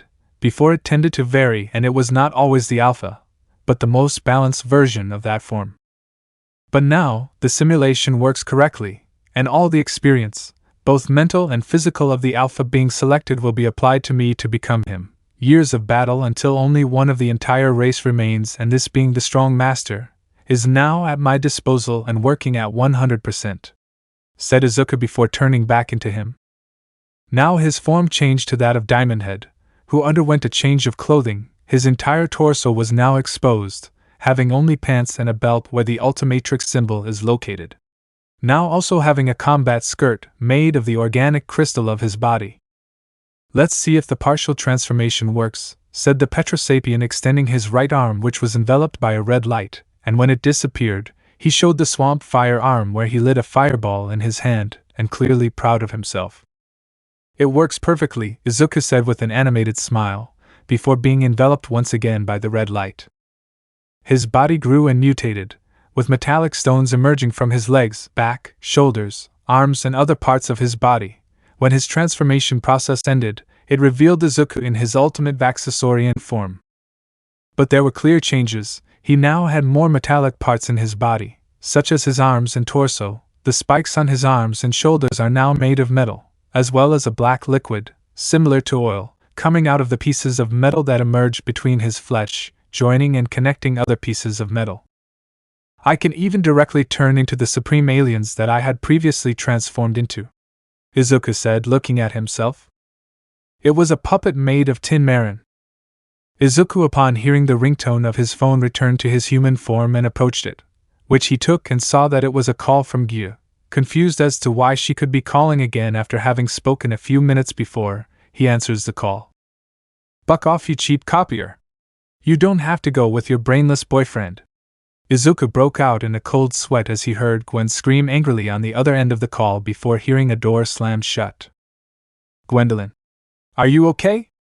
Izuku asked somewhat doubtfully. he heard a start from his friend on the other end of the call. 0. Eek, I thought it would take longer for him to answer my call. How much did you hear? Gwen asked, fluttering. Cheap copy and brainless boyfriend. Izuku responds calmly and innocently. Please God, please forget that. I didn't want you to hear it. Gwen begged on the other end of the call. Only if you pay for the ice cream yourself, Izuku answers in a foxy manner, hearing a sigh from the other end of the call. You don't miss the opportunity? Asked Gwen on the other end of the call. She had a poker face. Apart from that, she was already dressed in her magenta skirt, pink blouse and white dress shirt, along with her stockings and school shoes. Hey, just kidding, isn't the guy supposed to pay for the entire first date? Izuku asked with a smile, hearing a laugh from the girl. That's the boy you've been talking about so much, and who has Grandma intrigued? Asked a voice on the other end of the call, sounding identical to Gwen's but behind a door. Sonny! Stop bothering me! Why did you and your parents have to visit for a few days? Gwen exclaimed angrily. Gwendolyn. I call him Izuku. Why yeah? Is something wrong? Gwen asked embarrassed. 0. Did you call me because you want to move up the date? Izuku asked a little mockingly, hearing a sigh on the other end of the call. That's right, if it's not a problem. Gwen asked. Izuku just laughed a little at his friend's tone. Of course. I've already taken care of everything I had to do, so see you there. Izuku said with a smile. Thanks. Thanks, Gwen, now in a good mood. Whatever it is for you, wait a few moments and I'll come get you and bring you a surprise, said Izuku with a smile before hanging up the call. Elsewhere. Izuku? Damn, that idiot hung up, Gwen said, sighing before leaning on the door and letting herself fall until she sat on the floor. But inevitably with loving sound. You are a fool, but unfortunately you are the fool that I have a great affection for since childhood, Gwen said nostalgically. Now that she remembered that, she got up from the floor and walked to her bed, where that red panda that Izuku had won from her at that last fair that was their friend's outing was resting. She approached that stuffed animal and turned it around. Before giving it a tap, a pink line of energy was generated from the lower back to the neck and it opened, showing a pink and white portal. Gwen reached in and pulled out a photo album, before closing the dimensional gap found in that stuffed animal. She sat on her bed and began to look at the photo album. In it, she found several photos of her childhood, from the days she was born, how she grew up, photos of her family and relatives, until she got to the photos where she was with Izuku, who even got to be with the Tennyson family enjoying several moments. Gwen was excited with nostalgia at those memories, but she came to some photos that she didn't like to see very much. Izuku with that medical patch on his right eye that he still wears to this day. She just sighed in annoyance. She still remembers the curse of cursed nightmares that she placed on Katsuki, capable of even reflecting the damage caused in his dreams and nightmares, although taking into account the years and the little magic that he used back then. Surely the curse has already finished its effect, or the first condition of the fact was fulfilled. Return the damage caused, which is surely the safest thing that has happened. But that didn't matter now. With a flick of her finger, she caused various research notes and data she had been collecting for a while to unfold from the album. He made a specific note and read the title, Regeneration Spell. He could use any regeneration spell, but this one was special. A spell made by herself, based on her effort, multiple studies, and with the intention that it will work mainly as a gift for black hair with green highlights. Just a little more, and I'll finish this spell, Izuku-kun, Gwen said fondly as she closed her eyes and remembered every moment with her best friend, to whom she considered one of the few people who understand her, and who is one of the most appreciated by her. Some time later, Izuku stretched a little as he walked through the city streets. In his hand was a small pink box with a red ribbon. Meanwhile, he adjusted the medical patch on his right eye. He had no problem using it, but the loss of perception on his part bothered him a little.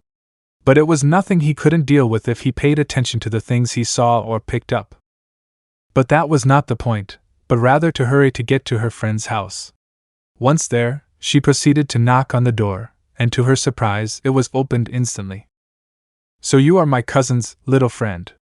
He received it, Gwen, but at the same time she was totally different from the one he knows. The girl in front of him has black hair, blue eyes, and light blue and blue clothes.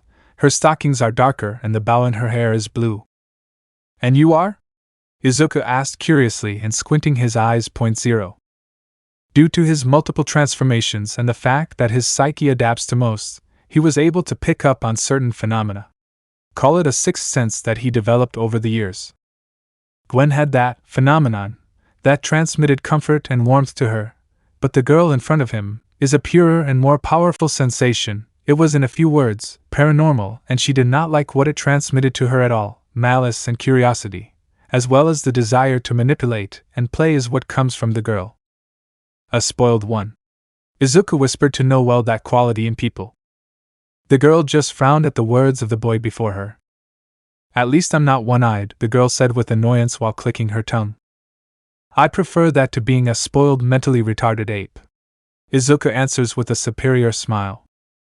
The girl's eyes flashed with hatred. But before she could do anything, someone came to save the black-haired boy. Sorry for the delay, we can go now, said the real Gwen, taking Izuku's hand and pulling him by the black hair. 0. See you, Sonny. Tell our family I went out to do something, said Gwen, looking at her seriously. Good luck, cousin, and be careful with that primitive animal, said Sonny with a fake smile. Whatever you say, Gwen responds, rolling her eyes sarcastically. He led Izuku by the hand away from his home. The boy watched out of the corner of his eye as Sonny just snorted into the distance before going back inside the house and closing the front door. He just turned to look ahead. Gwen seemed to be really upset. He just sighed and pressed his hand with Gwen's, who stopped for a few moments. Gwen, confused, turned around and realized that she was holding Izuku's hand, to which she would blush. Yeto, sorry, I didn't mean to. Gwen apologized, literally embarrassed and with a smile. But Izuku, irritated with amusement, and pressed his grip, preventing her from letting go, which embarrassed her even more. Come on, I'm waiting, Izuku said with a calm smile. What are you waiting for? Gwen asked, confused and blushing. What do you take us to in the place of our quote, or maybe you don't want to anymore, said Izuku with a bigger smile and in a serene but also confident way. Since when are you so confident? You're not supposed to be like this, Gwen asked, taking her free hand to cover her blush. Hey, did I do something wrong? Sorry if I made you uncomfortable, I just wanted to try something new. Izuku apologized with a nervous and embarrassed smile. The hand Gwen had to cover her blush became the hand that held back her laughter, as she squeezed Izuku's hand tighter. Izuku, you never change, Gwen said, removing her hand from her mouth and smiling at an embarrassed Izuku, who blushed even more. Whatever you say, said Izuku, looking away, blushing. That only made him look cute and adorable to Gwen, who smiled fondly. Okay, let's go, our date has already started, Gwen said with a smile. At that, Izuku moved forward and took out the little box from before that he had kept in his fusion of a sweatshirt and a white jacket with red lines. Here, it's for you, said Izuku, handing his lap to Gwen, who was surprised by the gesture. There was no need to do that, Gwen said sadly and in denial, but the smile on her face said otherwise, as she carefully took the little box. I insist, as I also insist that you will tell me after the date. Let's say it's a surprise delivered in advance, said Izuku with a smile and winking, although because of the patch it only seemed like he blinked. Then thank you, and if that's how things are, I also have a reward for you when our date is over, Gwen said with a smile, Izuku interested in that, just like that uncle, saying goodbye to be patient for the moment. Okay, let's go now, otherwise we'll be late, said Izuku with a smile. You're right, we better go, said Gwen, beginning to guide Izuku. Some time later. It even has video game rooms, Izuku said in that internet cafe where Gwen had taken him. That's right, it's amazing, I found it one day by chance, so I've been coming from time to time, Gwen said with a smile and still holding Izuku's hand. And now I'm introduced to him, Izuku said, pretending to be offended and disappointed. But Gwen just pulled his cheek, causing him to stop acting and stay a little in pain.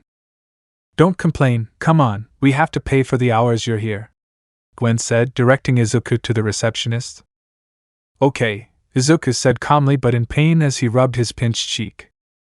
Once standing, they both walked to a secluded table, where they sat across from each other. Hey, have you had breakfast yet? Izuku asked curiously. Gwen just did business.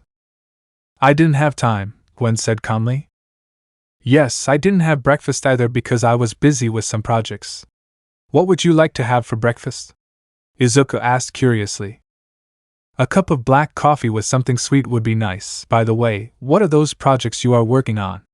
Gwen asked curiously. It's not a big deal, just gadgets that help me with some things. Apart from that, I work independently. The neighbors asked me to create some things for the home and to fix some devices or appliances that break down. Even being quirkless, I earn quite well, even more than I would earn working for someone else. Izuku answers calmly and with a proud smile. Little boy and already working alone, hee. Although yes, congratulations for becoming independent from your parents, I still have to find a decent job here in Japan, said Gwen with a bit of mockery, but speaking honestly in the rest of her words. Hump, as if I were a dwarf, I'm of average height, said Izuku crossing his arms.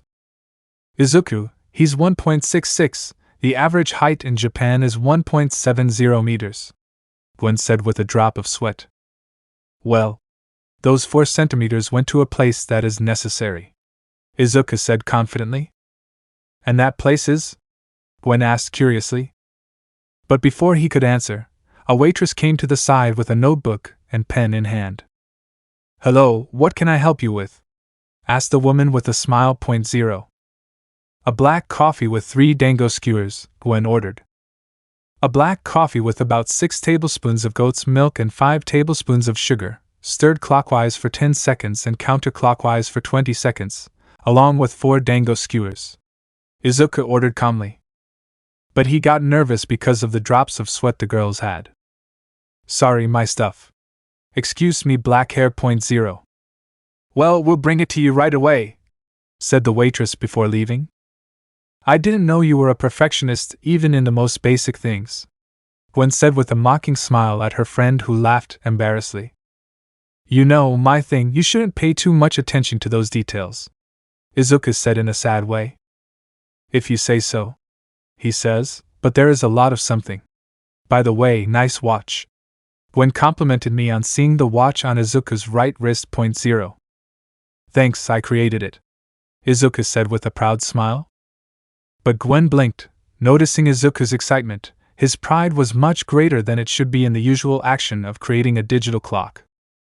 But he just shrugged, believing that there was something special about the watch or that it took time for Izuku to create it. Congratulations, if it's not a problem, I could order one from you. I'd like to have one, that way time won't get away from me, Gwen asked with a smile, Izuku moving forward before that. Sure, it's no problem, I'll have it ready in 2 days, said Izuku with a cheerful smile. Thank you, Gwen thanks, nodding her head. You're welcome. By the way, where is the bathroom? I need it somewhat urgently, Izuku said with some discomfort. At that, Gwen laughed a little. It's over there, free to the right, Gwen answers, pointing where he has to go. Thanks, I'll be right back, Izuku said before getting up and starting to walk towards the bathroom.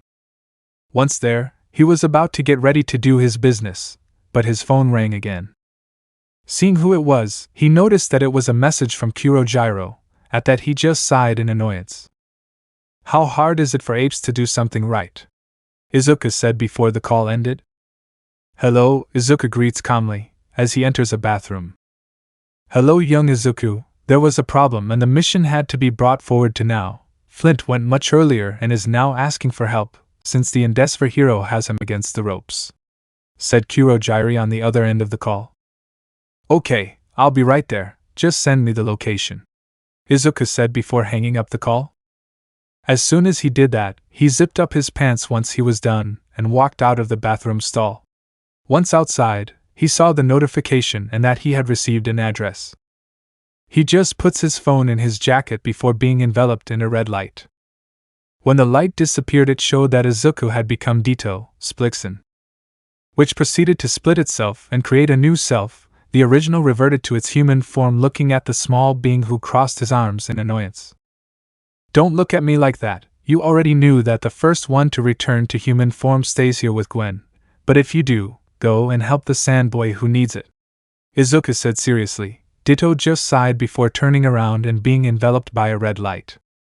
When the light disappeared, it showed a large chili, necrophilia.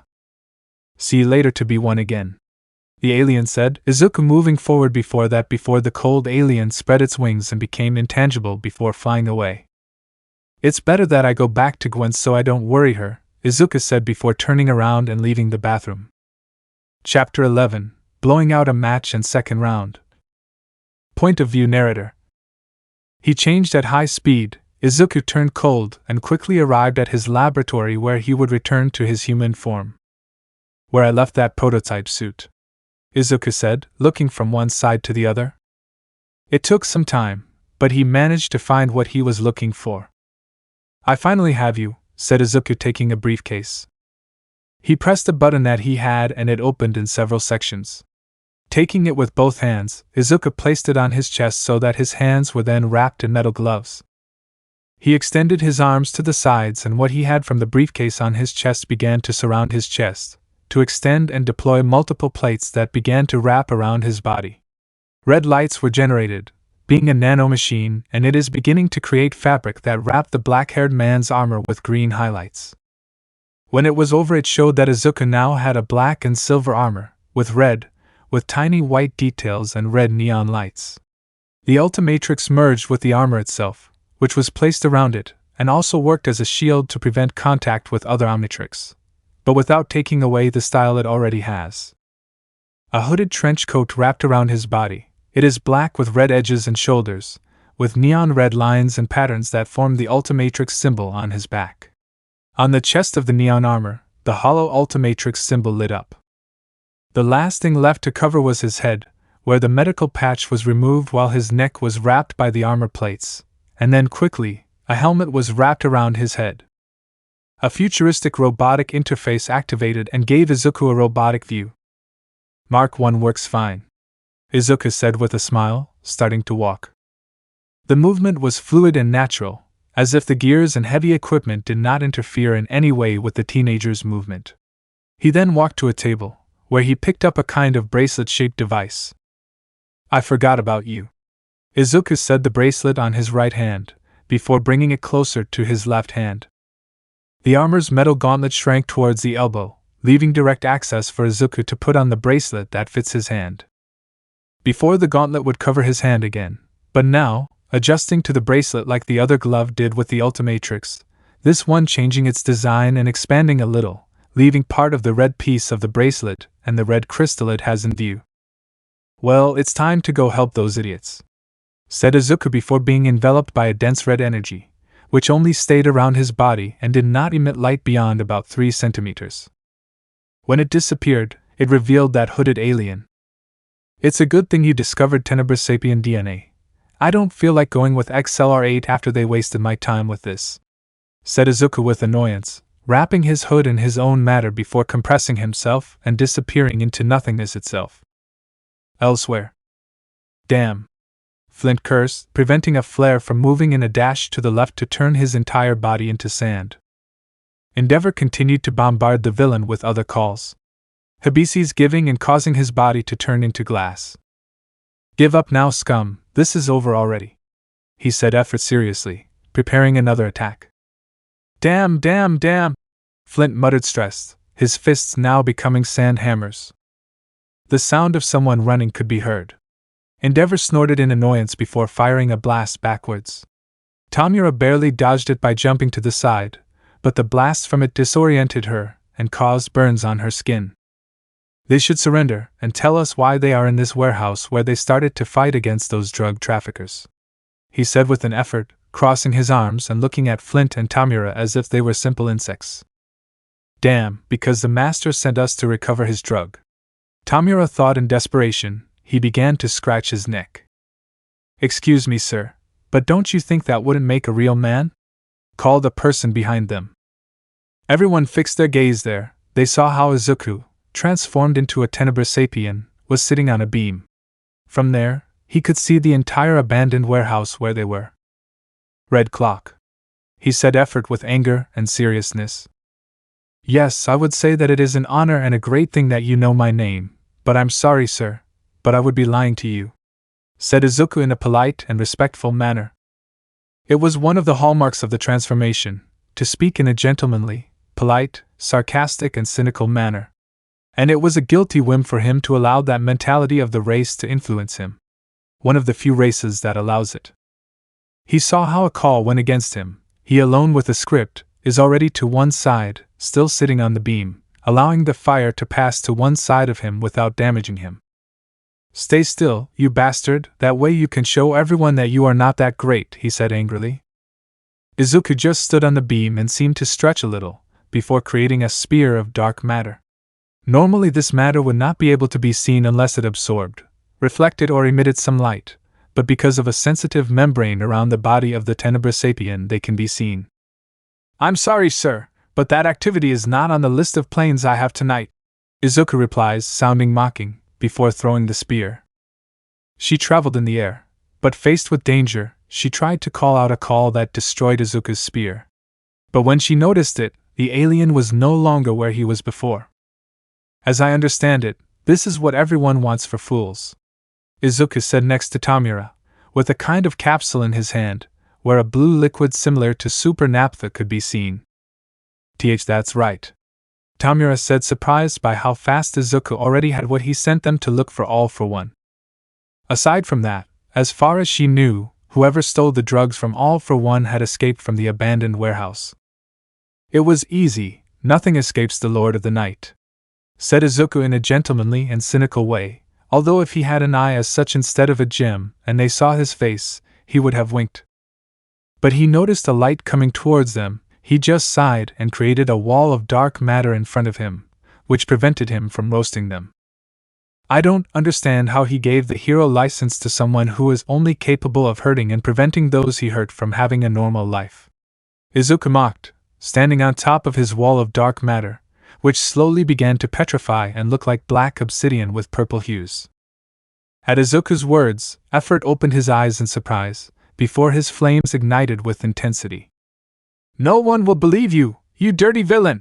He shouted angrily, preparing his attack. He hit the ground with great force that broke it. Izuku saw that, not at all surprised, he knew very well what the hero would do. He would use his hell minefield movement. He only saw how he released his fire into the crack with effort. At that, he quickly took Tamura and they moved away, when an eruption of fire emerged from where they were before. Izuku just handed the capsule to Tamura and enveloped Flint and her in his dark matter before making them disappear. After that, Izuku dodged Effort's attacks again, until he was once again positioned on a beam, where he held on to the edges of it with his arms and hunched over, watching Effort with amusement. You know, I'm already bored. I have better things to do than playing with you, said Izuku in a cold and sinister way, his personality changing completely. Grr, and what do you plan to do? I will defeat you at all costs, and show the world that I am better than all of you might, he said, Effort with great fury and determination. Now that I think about it, what did he call this transformation? He began saying, ignoring an effort that caused anger. I know! Ultimate Dark Master, Izuku said animatedly before glowing red. Endeavor stepped back from the powerful red light. At the same time, he heard something heavy fall to the ground. When he regained his vision and opened his eyes, he was amazed to see a 5-meter-tall being, made of dark matter that showed a night landscape, but through it, he could see inside several metallic parts of silver, red and white. With red lights that cannot come out for some reason from the dark matter, those pieces formed Endo's skeleton, forming hugs and a snake tail instead of legs. Where his torso/head is, there is a large red gem shining. The Ultimatrix symbol is located on the torso of his right hand. Endeavor growled in annoyance and prepared to use his most powerful move, but when he tried, at the same time, he realized that his body was not responding to him. Do you think you deserve to live? An omnipresent voice resonated both in his head and around him. Endeavor could do nothing, just watch the alien before him. Do you think you deserve forgiveness? A less voice spoke again, unrecognizable and without any characteristic that would relate it to anything. Well, if that's like that. You're wrong. Anyway, No one is worthy of life, since in the first place, they don't know what true life is and its meaning. Said Ultimate Dark Master without any emotion, he began to approach with effort that tried to move or do anything, but he couldn't achieve anything, even his quirk was deactivated. Once standing in front of him, Ultimate Dark Master brought his hands to the sides of the alien's head in effort that only looked at the Supreme Alien with fear, causing the hero to become upset. What is there after death? A question that everyone asks themselves, as well as, what is reality and what is there beyond the stars? A question and thousands of answers, all within the sight of your own reality. But that does not matter when your superiors decide for you and answer you. Izuku said, in front of him. He only saw how blood began to come out of his nose from effort, and he fell to the ground once Izuku allowed him to move. Although no one would notice or be able to see it. Izuku used dark energy, to be exact, and something that the supreme race was capable of using, he used negative dark energy. Subject to effort and vision, he threw him away from him, making him crash into a wall, before looking at him without any interest. Good luck, your quirk will be temporarily inactive. Thank you, I'm in the mood to get something good out of here. The analysis of that drug will help me in some experiments of mine. Izuku said as he approaches a badly wounded effort. Once in front of it, it is enveloped by a red light. When it is gone, it showed that Izuku became an obese, pink alien with spikes on her shoulders and forearms, with pants with lines leading to an antler under her chest, black gloves, and on top she has a puddle with shoulders and surrounding part of her chest, with tubes joining the helmet and horns on the sides, with a slit that does not allow her face to be seen because of the darkness. The Ultimatrix symbol is located on the extension of the helmet on her chest.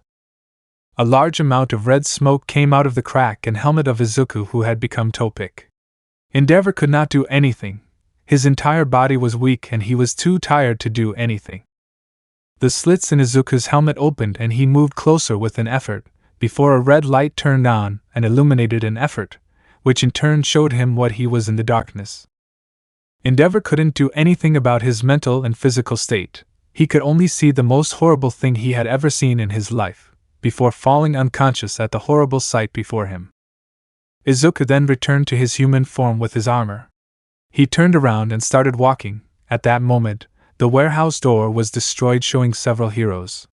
Izuku didn't care about that and continued on his way, the Ultimatrix making a beep, as if Albedo was indicating that she was ready for what was to come. Red clock! Almight exclaimed with great seriousness. At that, Izuku just sighed with annoyance. You're such a hitch that you keep going and going, Izuku said with annoyance, continuing on his way. We will stop you now and forever, said Almight before going against the villain who only snorted to amuse us. Izuku raised his left hand where an energy shield was projected from the bracelet with the Ultimatrix symbol that stopped All Might. This was molded and turned into a sphere that fits into All Might's hand. The sphere moved away and took the hero with whom it was attempted to be released. I never expected to see you again so soon, All Might. It is an honor to have you back in my presence, said Izuku, putting his hands together and speaking in an animated manner, entering his role as a generic megalomaniac villain. Grr, I will stop you, damn villain, you will pay for your crimes and you will never hurt the innocent again. All Might said seriously. He tried to move, but the sphere, defying physics, held him on the ground at a point without movement. Hump, I've never hurt a civilian. Besides, I doubt that you stopping me and me surrendering to the law will stop me. Anyway, it's not like I'm going to get the death penalty. But if they do, that only shows how cowardly and corrupt those who enforce the law of this country are, Izuku said calmly, understanding his left arm to the heroes approaching him. Without a doubt, humans achieve something they shouldn't have, and that was to almost completely lose their sense of survival, and the mere fact that you claim to have lost your sense of self-preservation in front of the number one hero just makes me want to vomit, Izuku said before 4 plates with 3 blue neon lights each were displayed from his left forearm. A powerful flash of blue light was seen from these plates, and when it disappeared, the heroes were seen stopping in alarm. They looked at themselves and realized something very important. He could no longer activate his quirk. Even the mutation types fell to their knees as their mutations began to wear off, and it only caused them great pain.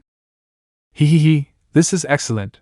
The IGD 1.0 is working perfectly. although from what I see, unfortunately it is not permanent yet. In a few months, maximum 14 will recover their quirk. A shame that you did not bring Heres with greater value All Might, although I would call you stupid for that, but your stupidity saved them this time. He turns to the heroes who looked at him with fear. Or is it that they snuck in like the garbage rats that they are in search of fame and money to be near the false symbol of peace? Said Izuku with amusement, let's see how some heroes sweat cold. At that reaction, Izuku just laughed like a total bastard before being enveloped by a red light and becoming the ultimate Vaxasaurian. But now with the difference that all the spikes on his body were now made of metal and he was wearing the suit of his unevolved form. Izuku roared with all his might, causing the heroes to flee the place in a hurry and for their lives. At that sight he laughs maliciously, while everyone can only growl angrily, trying to free himself from the sphere that contains him. Izuku turned around and started walking towards him, before smiling. It was good of you not to throw a fist with all your strength to generate an air bullet or air currents that would hurt me. But unfortunately you couldn't handle all of them here, but whatever. Izuku said amused before being enveloped by a red light. And as Izuku said, everyone could see that everyone left. With his free arm, he prepared to launch a smash. The red light that surrounds Izuku intensifies. When he throws his fist he was held. I'm not going to lie to you, I try, but I am a supreme being, said Izuku with superiority. All Might opened his eyes in surprise to see a being 5 meters in front of him. It has 6 eyes that glow neon, for arms, where the part of the arm between the shoulders and elbow showed only muscle fibers tangled together. On its arms, head and shoulder it has several large spines, its hands are claws, as are the 4 toes of its feet, or rather 2 toes. Since the 2 on the heel, 2 on each foot, are actually claw-shaped muscles, the area of the calves shows that the muscle increases in mass in the part on the left, right leg and the part on the right, left leg. The muscle itself is shown. He is wearing gloves with neon red circles, with white border and red shackles and black pants with white edges where the Ultimatrix is in the form of a belt, connected power cables to the gloves. Hey, I'll tell you something, you've earned my respect. The mere fact that you're still a hero with that wound on your chest is something to admire, Izuku admitted with a challenging smile. I don't understand where you're going with all this, All Might said seriously. It's simple, show yourself definitively. Whatever you do, I will be planets ahead of you. Apart from that, look at it as a social experiment. How would people react to seeing their god bleed? Said Izuku with a sadistic smile. You are a bucking monster, said All Might with great anger. Hump, whatever you say, but at least I'm a monster with honor, answers Izuku before snapping his fingers. Instantly the sphere that was stopping All Might disappeared, something that he took advantage of to throw a punch. Detroit crushing, All Might pronounced, throwing his punch towards Izuku's face with a great jump that increased the power of the blow. Bomb! The sound of the blow echoed throughout the place, and with a result that one of them did not expect. Izuku at first glance was not fazed, he even continued smiling as All Might fell to the ground. He only spat out a little blood before holding All Might's left arm with one arm and snapping the fingers of his other 3 hands. I'll be gentle, I'll only use one arm without increasing its muscle mass or boosting it with adrenaline with stimulating energy, and apart from that, I'll be very comfortable, Izuku said smiling. He raises his lower left arm, which decreases its mass and becomes much smaller, before throwing a punch against all force. Clack! One difference is that when All Might launched his attacks, Izuku's had a serious impact on his opponent. All Might heard the clack and it was as if his skull broke and his jaw was split and dislocated. The hero instantly fell defeated in Izuku's grip, who snorted, expecting him to withstand more blows, but it seems he underestimated him too much. He just laid him down on the ground before returning to his human form. Approaching him, a capsule could be seen from his torso, which was taken by Izuku's left hand, which arranged its glove pieces and formed a small gun barrel on his shovel torso. Where Izuku placed the capsule before bringing his left hand closer to All Might's neck, a shot was heard due to pressure, and how All Might now had a small needle mark on his neck. Izuku took his head and through the vision of his helmet he saw how All Might's clan was generated, and his bleeding stopped, enough to prevent his death. There were rules and among them one was not to kill, something he never and ever intends to break, no matter what. Izuku sighed in annoyance and stood up, transforming into Dark Master before disappearing from the place, to see how more heroes arrived. He could take them on, but he wanted to go rest. At least I got some interesting stuff in this place. One of them was the scanned sample of the all-for-one drug. Sometime later. I really had a lot of fun today, said Gwen excitedly. She and Izuku were walking down an avenue. Likewise, I had forgotten this feeling, Izuku said animatedly. Forget what feeling? Asked Gwen confused. We will. You know, going out and having a good time with the ones you love. I miss the days where the two of us used to go around and do stupid things, Izuku said with a calm smile. Gwen blushed slightly at his words before smiling mockingly. Do you find all this stupid? She asked, pretending to be offended. Unfortunately, it didn't work out for him, as Izuku noticed that lie. But he would still play along. That's right, as stupid as for someone like me, it's embarrassing to hang out with monkeys, said Izuku with a funny and mocking smile. A silence fell between the two of them, before the two of them left, and Gwen lightly hit Izuku's arm. Silly, you're going too far, said Gwen with amusement and a bright smile. You already know how I am, but still, thanks for asking me out. Today was entertaining, although I still don't understand why you didn't let me pay, Izuku said with a smile, although in the last thing he said he seemed confused. Silly, on the first date between two people, the one who pays is the one who makes it. After that, and depending, the one who invites the date will continue paying or both will pay equally. Gwen responds calmly and with an amused smile to see how clueless and oblivious her friend is to everything related to romance. Now I understand, Izuku answers calmly and somewhat thoughtfully. Well, we're here, but you didn't need to accompany me home, Gwen said, looking at her house before turning to look at Izuku. My things, don't complain, said Izuku in a calm and carefree manner. You have to make sure that nothing bad happens to your friend. Even if she is strong, she didn't like what the information her clone sent her about the experimental drug all-for-one meant, a drug that enhances the quirks of others, a change from a loss of sanity or emotional stability. That was only a danger if he was driving freely on the street.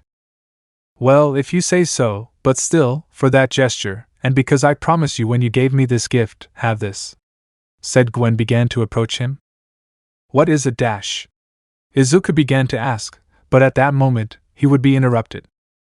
This was because Gwen had kissed him on the cheek, which caused him to blush deeply.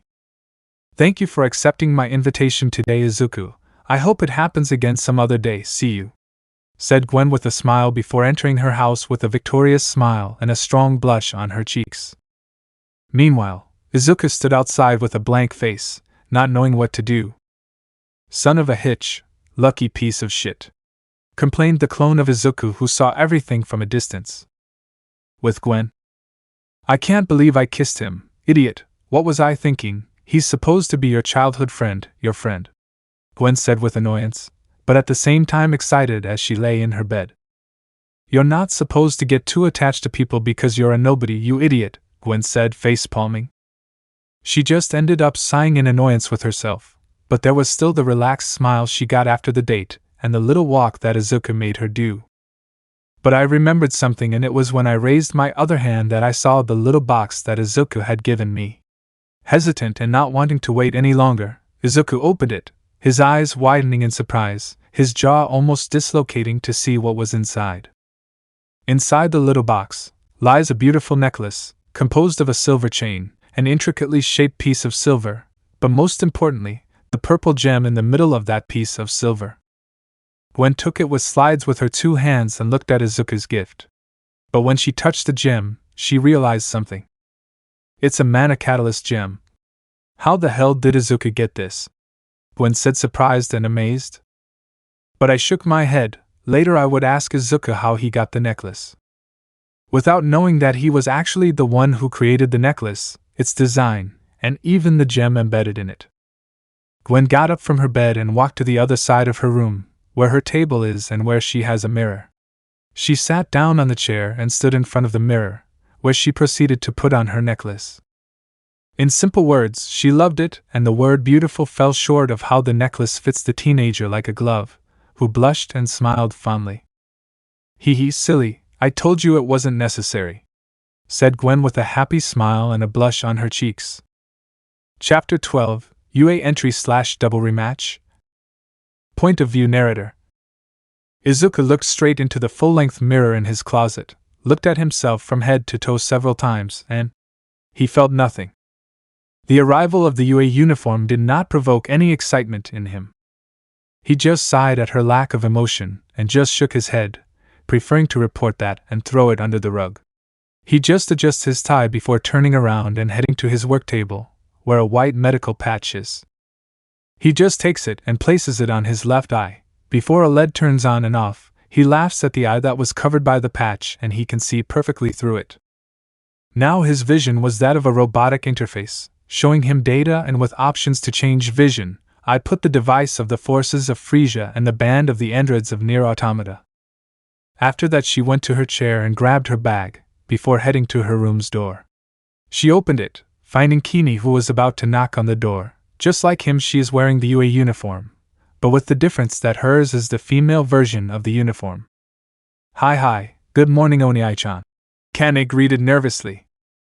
A change that he noticed since that day when he saved her from the red fire caused by the impact of the Ultimatrix. He never understood her change of attitude towards him, but he did not complain. She was now more submissive, and it was not a problem to deal with her. Good morning, ready for UA?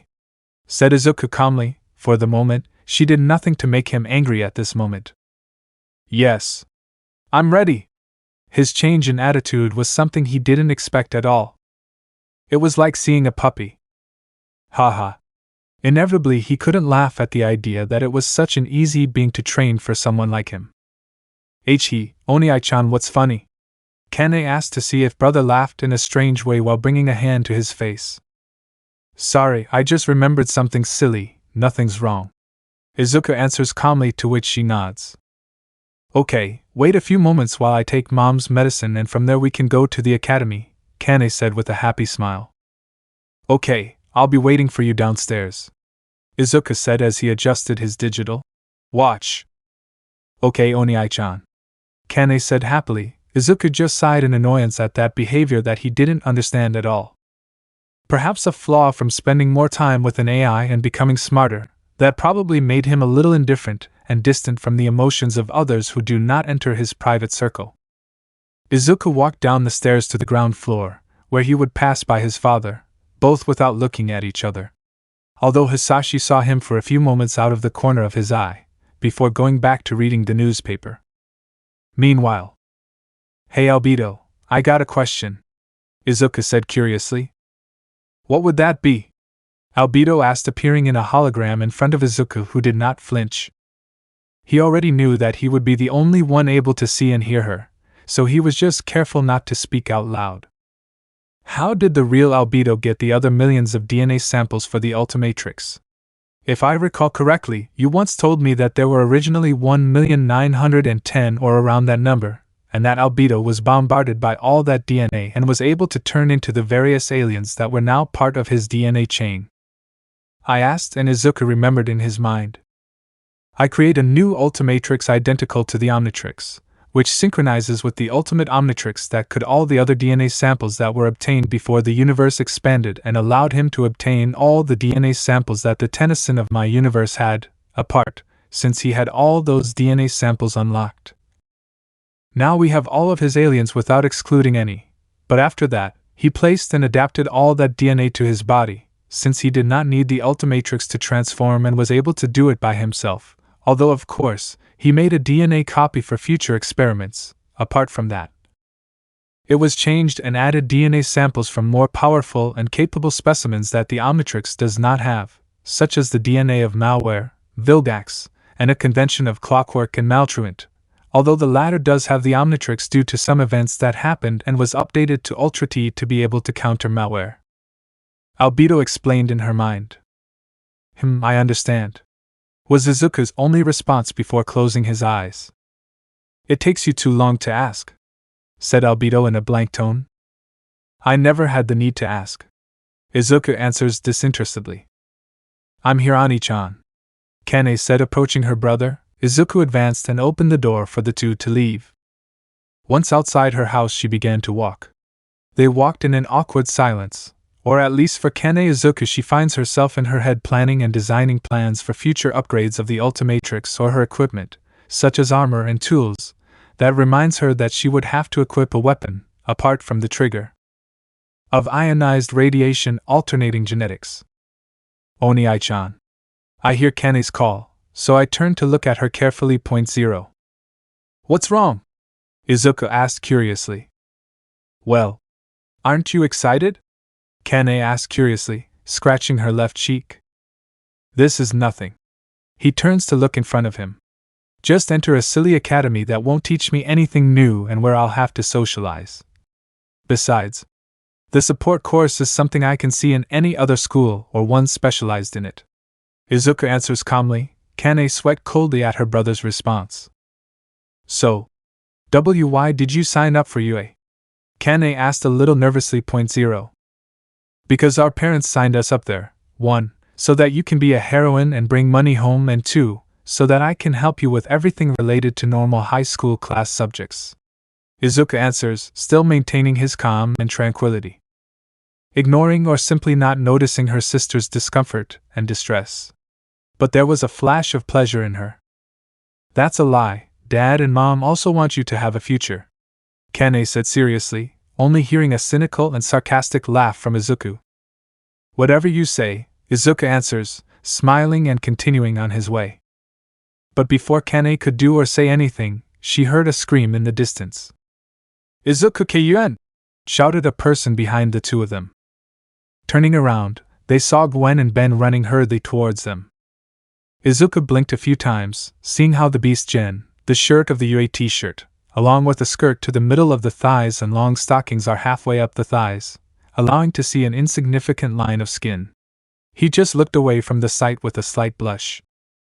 Lately he began to notice the girls, and it was something that he did not understand. 0. Without him noticing, Albedo appeared in a hologram that only he would be able to see, with a clipboard where he is writing down. Sexual attraction of late puberty, extreme density and ignorance about the whole psychological subject of sex and love, with a possible fetish for thighs. Well, now I have something to bother you with, said Albedo as she watched everything that was happening. Hey, hello, how long has it been? Ben said with a smile. Izumi blushed and looked away, while Izuku just looked back with a gesture. Come on, gentleman and lady arriving late. The black-haired man mocked a little, provoking a murderous look from Gwen, although the genius is unmoved. Yeah, we're sorry about that. We had some problems before we came here, Ben said with a nervous smile. And what happened? You smell like methane, said Izuku, covering his nose. Ben just laughed a little more nervously. Nothing, just a person with a quirk to create and ignite methane helped us get a cat down from a tree, said Gwen nervously and walking in front of her cousin. If you say so, said Izuku, not believing the lie of the two. He knew the smell of methane gas from a swamp fire all too well. Some time later, Izuku walked down the hall of the UA Academy. His sister and two friends had already gone to their respective classes, so he had to go to his. Unfortunately, he got a little lost along the way due to the facilities that were not very indicative, or a sign or map to help him guide himself. What bucking ape doesn't give a map to new entrants or put up signposts in the hallways? Not even a damn map to get there and at the entrance of this place, Izuku muttered angrily in a whisper. But turning into a hallway, I would end up crashing into someone. You piece of shit, do you want your head to explode? Said the person he collided with. No thanks, I still want to keep my only eye, you piece of shit monkey, Izuku said coldly to see who was in front of him. Katsumi froze in place, and just stared in shock at the person in front of her. I hope you don't buck me like the hitch you are, bucking ape, Izuku said before pushing her and continuing on his way. At that action, Katsumi reacted and launched a small explosion at Izuku's face. He saw it coming, and at great speed he already had her on the ground, holding and twisting her arm. Applying a little more force, he heard the crack of the elbow joint, wrists and shoulders, although it was not dislocated. It was just the tension was removed to make it easier to do what he had planned. He stomped on her head with his left foot and left her on the ground. Disoriented and lost in what was happening around her, Katsuki only glanced at Izuku's gloomy, emotionless face. "Did you expect me to not learn anything since we last saw each other?" Izuku said before tensing his arms further, and another crack was heard on the ashen-haired girl's arm. He saw how a spark was generated in her hand, so he held her forearm and pressed on an important point. "What the hell did you do? Why can't I use my quirk?" Katsumi asked desperately and nervously. "I'm just pressing on an important nerve to make you do that, it's not a big deal." Izuku responds simply. I notice how she forced herself to free herself, to which he stomps on her head even harder, causing her to shed some tears of pain. "Listen to me, you bucking ape, I'm going to give you back all the shit you put me through." He adjusts her arm and holds her with one arm, before moving his right hand to Katsumi's right eye, who looked at him in fear. "And when you least expect it, I'll rip your bucking eye out and make you deal with it, did you hear?" Izuku said seriously and with a sadistic smile. Katsumi, out of fear, just got as close as she could. To which Izuku let go of her and threw her away from him. "Don't bother me again," is the last thing Izuku says before realizing he's turning around and starting to walk. Katsumi got up from the ground annoyed, but when she turned around, she didn't find Izuku. Apparently he had disappeared. Meanwhile, in another hallway. "Albedo, you can stop interfering with the UA cameras now," Izuku thought, and a hologram of Albedo appeared to his Aldo, being the only one to hear and see her. "I already did that when you left. Apart from that, I replaced the missing video with a video of you and that hitch just passing by each other and nothing else, apart from the fact that no one passed by after that," answers Albedo simply, while walking next to Izuku. "Well, thanks for that," Izuku thought with a light smile on his face. Anything for you. After all, I am your right hand," said Albedo with a smile. "Thank you," he whispered, nodding his head. Some time later. "Izuku, you sure have some devilish luck," said Albedo at his side, covering her mouth to keep from laughing out loud. "Ha ha ha, how funny," Izuku whispered angrily. In front of him, two teachers, Energy Charger, Eraser. On the sides of Izuku, the three main classes, Hero Class A, Support Class A, and General Studies Class A. Izuku just sighed in annoyance. "Well, we have you here for the entrance evaluation," Aizawa said boredly. "Excuse me, sensei, shouldn't we have an event for newly admitted students?" asked a brunette with confusion. Izuku looked at her and tilted his head slightly. How the hell does someone have a permanent blush? Aside from that, he noticed the pillows on her fingers, as if she were a cat. So he assumed that her quirk is a mutation type combined with an emitter. "This is not a school for civilians, it is a school for heroes. Here they only come to learn one thing, and that is to be heroes and heroines. So we will not do what you said, and we will do this evaluation today," said Aizawa with boredom. "Sensei, what is this evaluation about?" asked a blue-haired man with glasses. Finally, someone who asks an almost assertive question. Izuku thought to himself. "It's simple, you'll have to do physical tests with your peculiarity. Once that's done, the last place will be expelled from the UA. Power Loader responded with a grim smile. All the students tensed, except for a bicolor who just looked serious and a raven-haired girl, with, from Izuku's point of view, a pineapple, who was confident. On the part of the bearer of the Ultimatrix, he remained passive to everything. He had already analyzed all his classmates, and noticed that he could surpass all of them with extreme ease, although of course, several surpass him physically due to his quirk, but he had something better than them. And that is skill, experience, and a few tricks up his sleeves. "Good, let's start," Aizawa said with a grim smile. "Let the one who came in first place in the entrance exam come in." After finishing speaking, Ben took a step forward and Aizawa gave him a ball. "Take this, stand in that circle and throw it, use your quirk or whatever, it doesn't matter, as long as you don't leave the circle there's no problem," Aizawa explained boredom. Ben walking before going to the circle. On the way he activated the Omnitrix. Everyone saw it, how the dial of the strange clock that projected various silhouettes turned. He finished finding the transformation he wanted, so once he did that, he pressed the dial, being enveloped by a green light.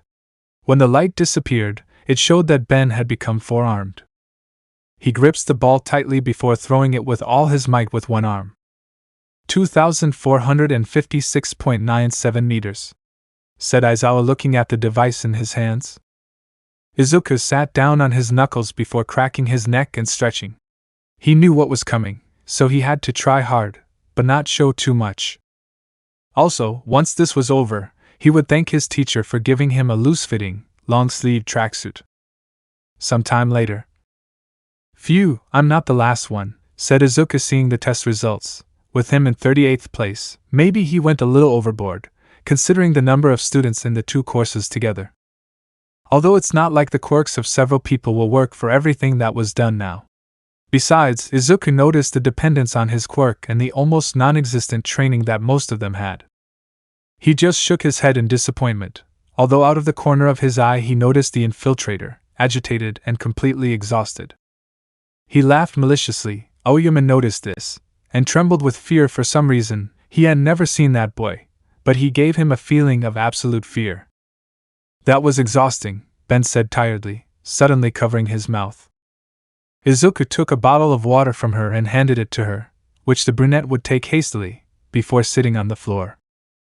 Thanks, old man, I'm not used to transforming into several forms in a short period of time. Normally, I transform every 10 minutes, which lets me rest. Ben explains agitated, but he calmed down little by little.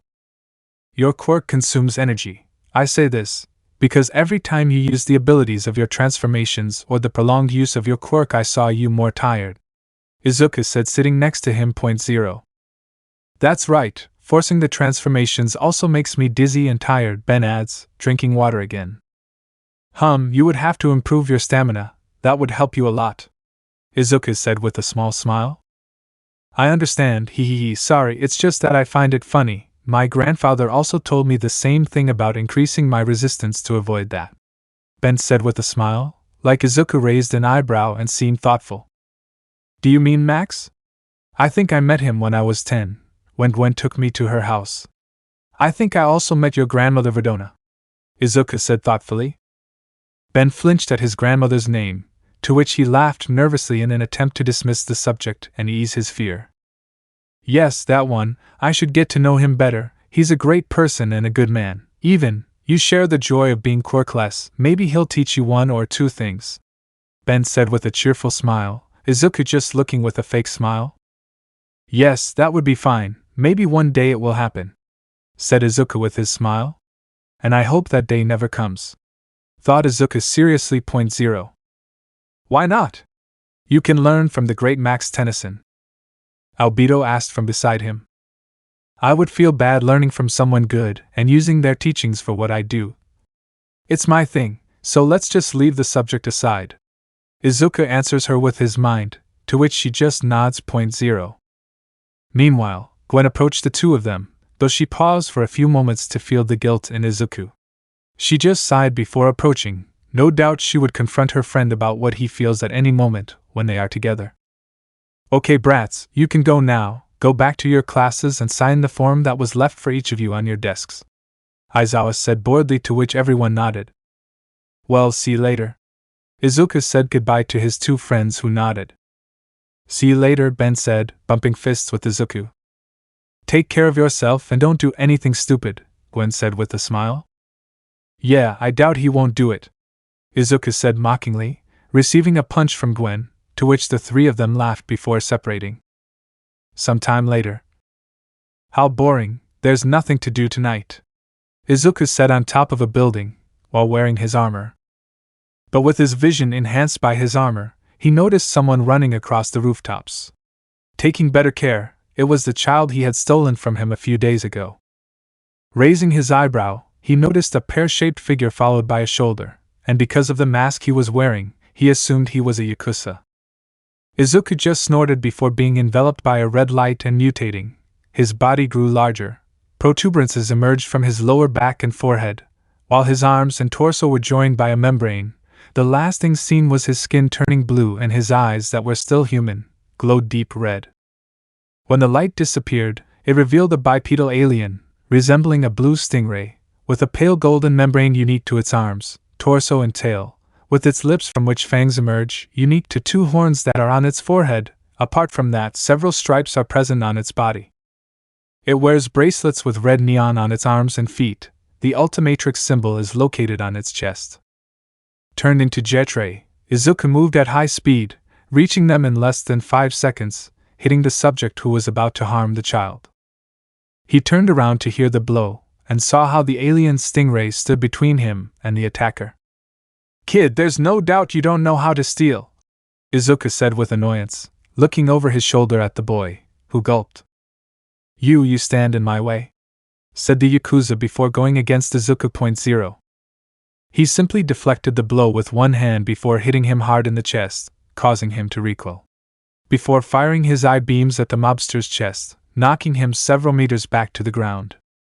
"Well, with that done, it's better than dash," Izuku said, turning around to see the boy, seeing that he was no longer there, but at that very moment he would be held in place by bandages. He just sighed and turned his head, seeing who it was. Eraserhead held him tightly with his bandages, while wearing his glasses. Izuku noticed the red glow between the slits, to which he just laughed in amusement before firing his lasers. He knew about Aizawa's quirk and knew that it erased the quirks of those he saw, but the effect was not permanent, but rather a disabling effect. Luckily for him, Aizawa's quirk is only capable of reducing his alien abilities by 10%, but other than that, he does not pose a threat. That was what he was thinking before, when the hero was connecting an elbow to the pit of the stomach, causing him to spit out saline and run out of air. Before holding his head and moving aside, allowing a rabbit heroine to connect a powerful kick to the face of the alien, who was thrown to the ground and forced to return to his human form with his futuristic armor. He rolled on the ground, preventing Mirko from stomping on him, before getting up and blocking Aizawa's attack. But the professional showed his superiority when he grabbed Izuku's arm and landed a blow to his neck with a gauntlet. Although it didn't hurt him, he felt how it managed to dent his suit and make it difficult for him to breathe. He tried to break the hero's arm, but with a quick movement, the latter was already locking him in, which Mirko took advantage of to connect, not just one, but more than 5 kicks to his chest, causing great damage to the armor. Damn, because those who have a quirk always have greater physical prowess and greater muscular development than a quirkless. Izuku thought being thrown against the wall. Before trying to get up, he received an upward kick to the chin, causing him to raise his head, and the joint, as well as the life insurance against attacks to the helmet's neck, was destroyed and it would no longer respond and energy would reach it. He felt his head heavier due to the weight of the helmet. Unfortunately for him, he saw how another stop was going to his head, perhaps breaking his neck now without the safety of the helmet that broke. He was only enveloped by a light beginning his change of transformation. A kind of robot, or an alien in a suit replaced him, being black with metallic parts. In Ultimatrix it is located on his chest. He went through the wall behind him and fell into the void, where he would land dry on the streets. He stood up with difficulty and disoriented. He heard the steps of something very large. He looked up, saw how empty lady was about to step on him, which she did, and buried him in the ground. I detect several signs of life and approaching. It seems that they let the child steal and the Yakuza follow him so that they would act as a decoy. Albedo warned in his mind, to which he only growled annoyed. "Ah, what the hell," complained empty lady, moving her foot that had a large burn mask on it. At that moment, a large burst of magma erupted, causing her and more heroes to retreat. NRG rose from the ground, his body on fire, before his head split open and a burst of blue light shot into the sky. The alien's true form was shown, a being of blue radiation, shaped like a monster, with feet that end in a point, large arms, a long neck, with a lizard mouth and 1,000 amorphous teeth that change size and shape, with power overflowing around its eye ending in a red blur, with the symbol of the Ultimatrix nailed on its chest. He roared at the heroes, his blue light intensifying and releasing a powerful heat wave, knocking several to the ground. Be careful to control your radiation enough to not kill them, or reduce their lives considerably. His isolation suit on the street disintegrated, as he landed on the top of a building and surrounded by a red light, before jumping towards empty lady.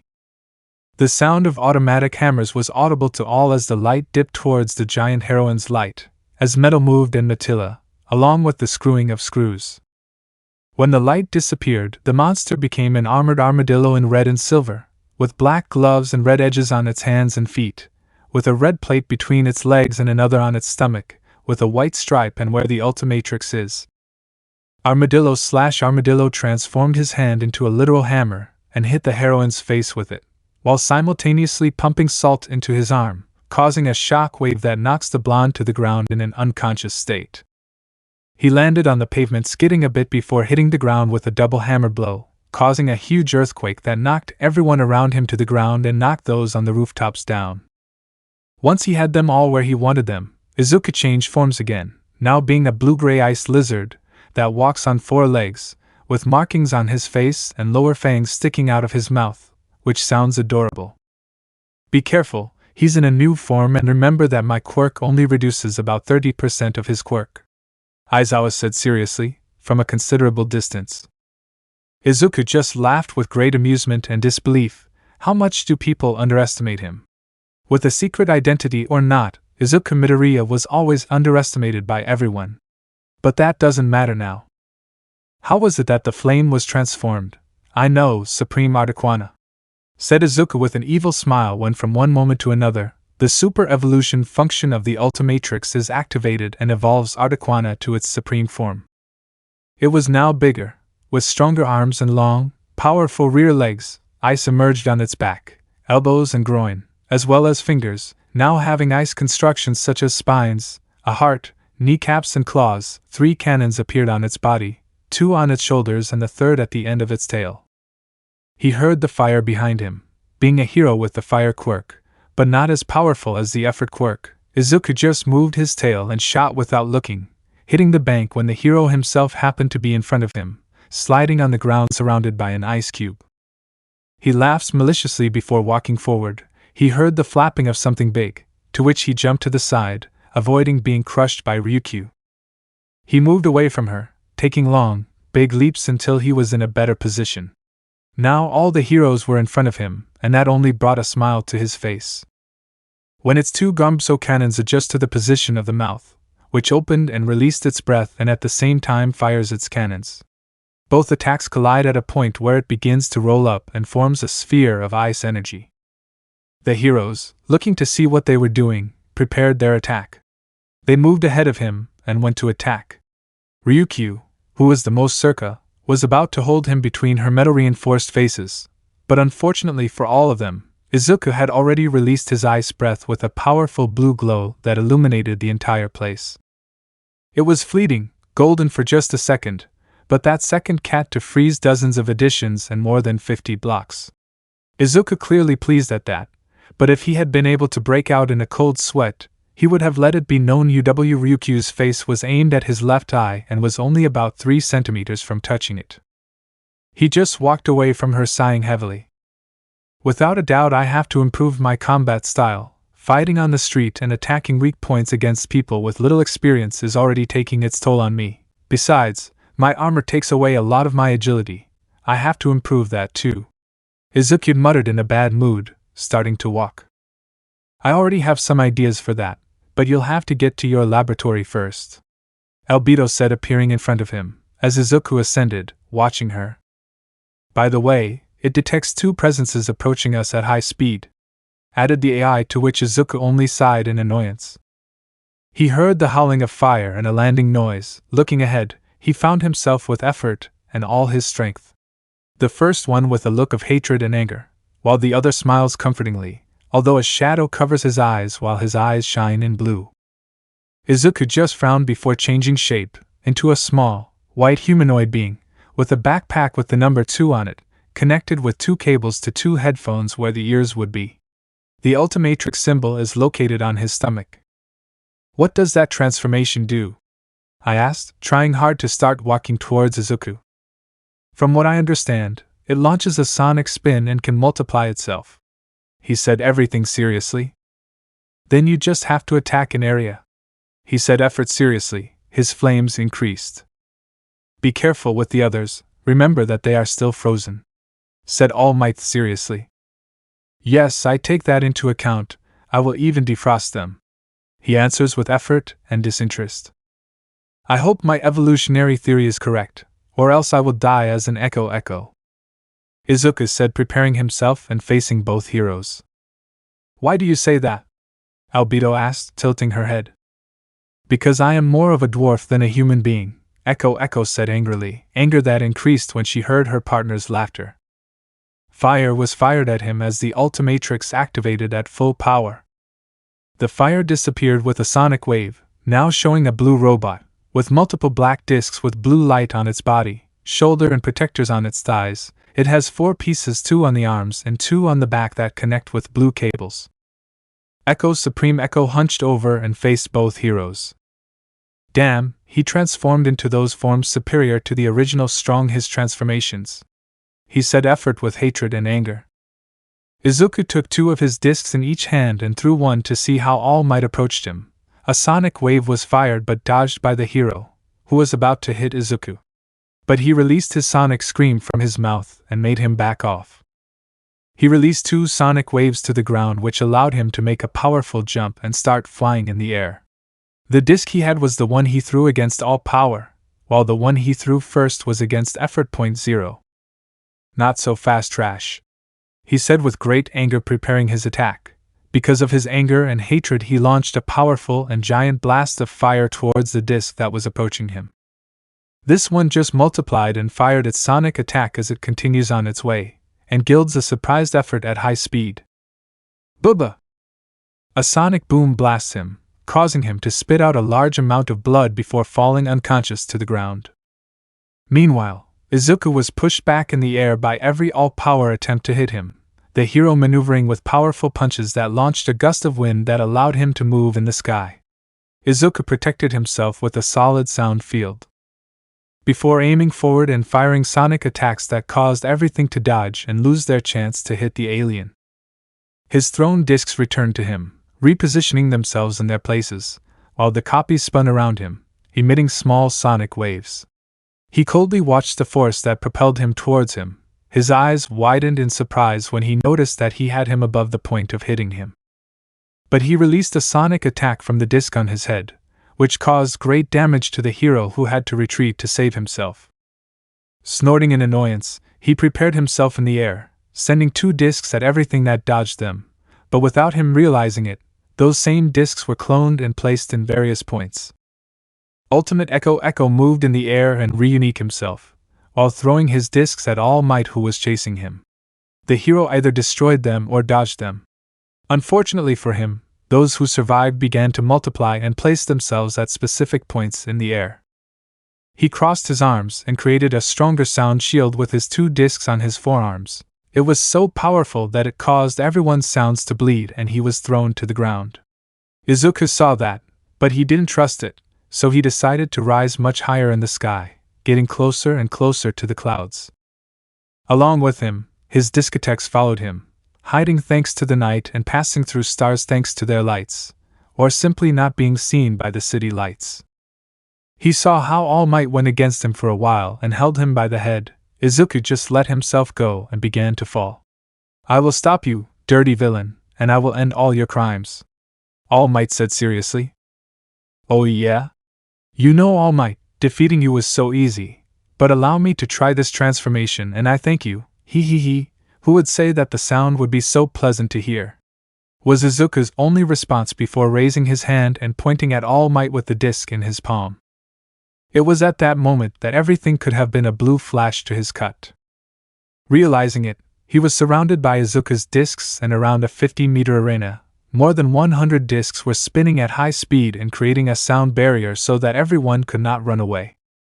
Izuku pulled All Might's hand away as he rubbed again, preventing both of them from continuing to fall, to which he released his sonic scream along with his sonic attacks from his discs.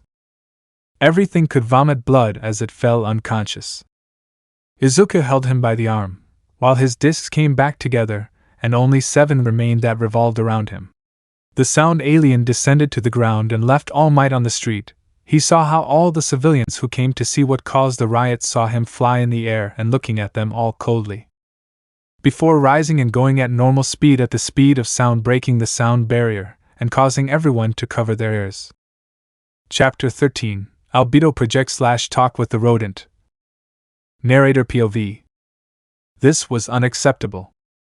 Tamura scratched his neck, to the point that it started bleeding, while watching the television in front of her. Today. It is a day of pain and tears. The hero Almight, our number one hero, is hospitalized after an attack by the villain Red Clock. Not only that, the villain also defeated 4 top heroes, precisely one of the most capable of fighting him with a single attack of a new transformation capable of manipulating ice dash. Said the presenter, but at that moment Tamura disintegrates the screen. Here is your drink, said Kurojiri, ignoring what she had done. He also didn't flinch as she took the glass and threw it at the wall across the room. You're a spoiled brat. Why the hell don't I kill them? Tamura shouted angrily. You know how he is, he doesn't want to cross the line, Kurojiri said with understanding. And what the hell do I have to care about that shit? Tamura asked with great anger. Kurojiri just shrugged his shoulders.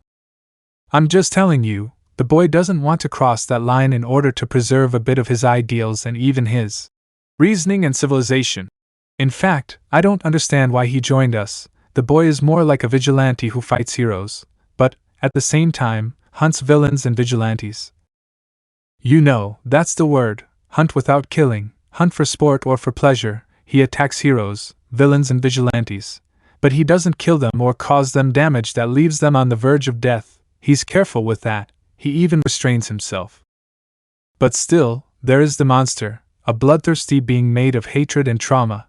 Did you see what he did to the hero of the protective tentacles? His quirk was a mutation and made his hair into tentacles. When he became a slime, he melted his hair and mutilated it, taking away his quirk and at the same time, his heroic career. I don't know what's going on in his head, but it's like it's a middle ground. He doesn't even spend time with us, but in his laboratory, and only carries out robbery and rescue missions for some of us. But he rejects any assassination mission. Even when we are about to kill, he stops us and makes us leave the place quickly, to finish the mission as quickly as possible. Kurojiri explained to the villain, who growled annoyed. Where is he now? She asked angrily. Kurojiri just shrugged. After that action of the Nomu, everything was decaying, since the woman began to scream in anger and hatred and destroy the entire place. Elsewhere. It wasn't me, it was Tet, Izuku sang while he was building something. At that moment, Albedo appeared beside him, looking bored. How long will it take you to create this? She asked in an exasperating way. It will take me a while, Izuku answered calmly. Albedo just sighed and created a holographic chair where she sat in a queen pose. Well, work faster. I want to see how well the idea I gave you works to improve and have more experience, Albedo said, resting her head on her hand and her elbow on the armrest of the chair, while crossing her arms. Izuku just shook his head as he continued with his work. Relax, this won't take long. I'll do the programming with Albedo later, Izuku said calmly. She murmurs, just watching her carry her work. Minutes passed watching him work, until something came to his head. In his hand appeared the clipboard where he writes down his stupidities, collected data, even some of Izuku's tastes and data, like the ones he wrote down yesterday. You know, it was a shame that they cancelled classes all over the country for a few days because of what happened with Almight, Albedo said suddenly, looking for a topic of conversation while she looks at her notes, and in a separate file she starts to write down and design some things. It was because of what happened to Almight. I don't understand why they did that, Izuku said in a bad mood. Albedo raised an eyebrow, before smiling with pleasure and amusement. Do you hate the guy? She asked, amused. She watched as Izuku stopped in place, before shrugging and shaking his head. I just find it stupid and absurd that he thinks he can save everyone with a smile. Yes, I was like him because I let myself be influenced by his image and the society. Aside from that, I just feel angry and offended at how they proclaim him as a symbol of peace. That title is not just about hitting villains, it is about bringing peace as it is, and they can't give that title to someone who only hits, and who is part of a peace. I don't see All Might making speeches so that there is less discrimination. I don't see him trying to help people in need. I don't see him at quality events, and if he does, they are always ruined when he draws attention and all the journalists are around him and people looking for his autograph. to the point that they step on, hit, even seriously harm the people who are the reason and the subject of the event. I don't see him going from country to country in search of peace treaties and unifying forces and cultures.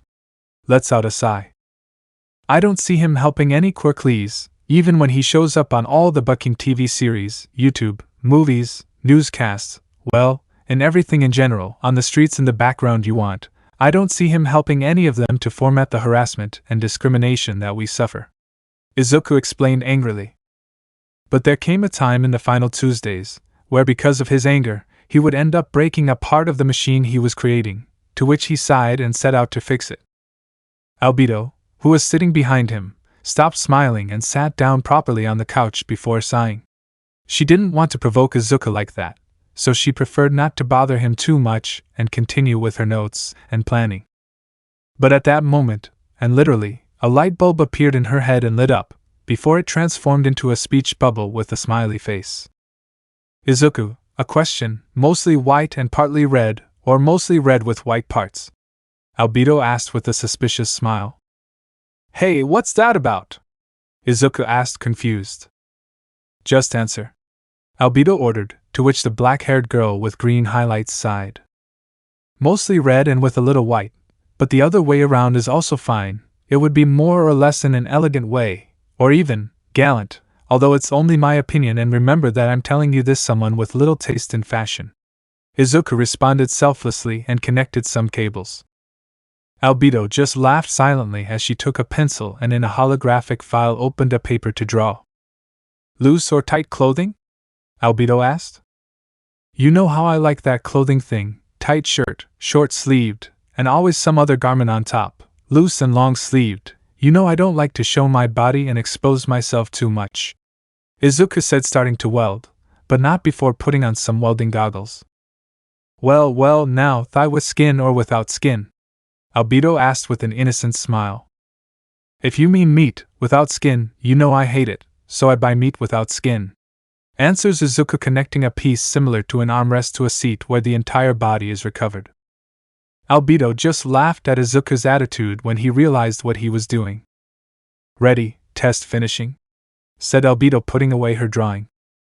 What was that for? Izuku asked, now turning to look at her. She just shrugged.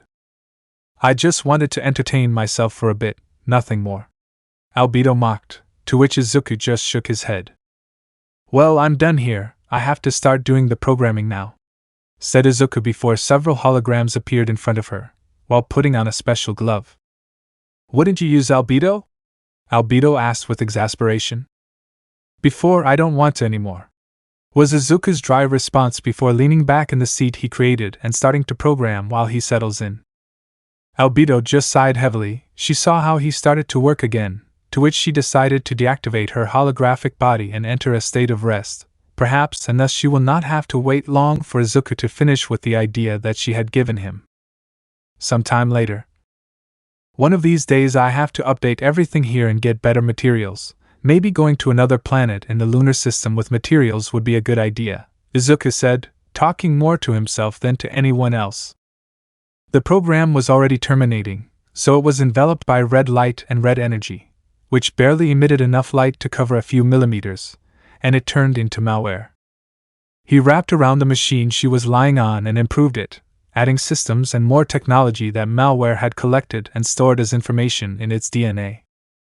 He ended up returning to his human form on top of a machine with the main appearance of a chair, in a capsule, measuring just 2 meters by 3 meters. Izuku lay down on it and pressed a few buttons, before several pieces and plates settled down and wrapped around her, sealing Izuku, separating the inside from the outside.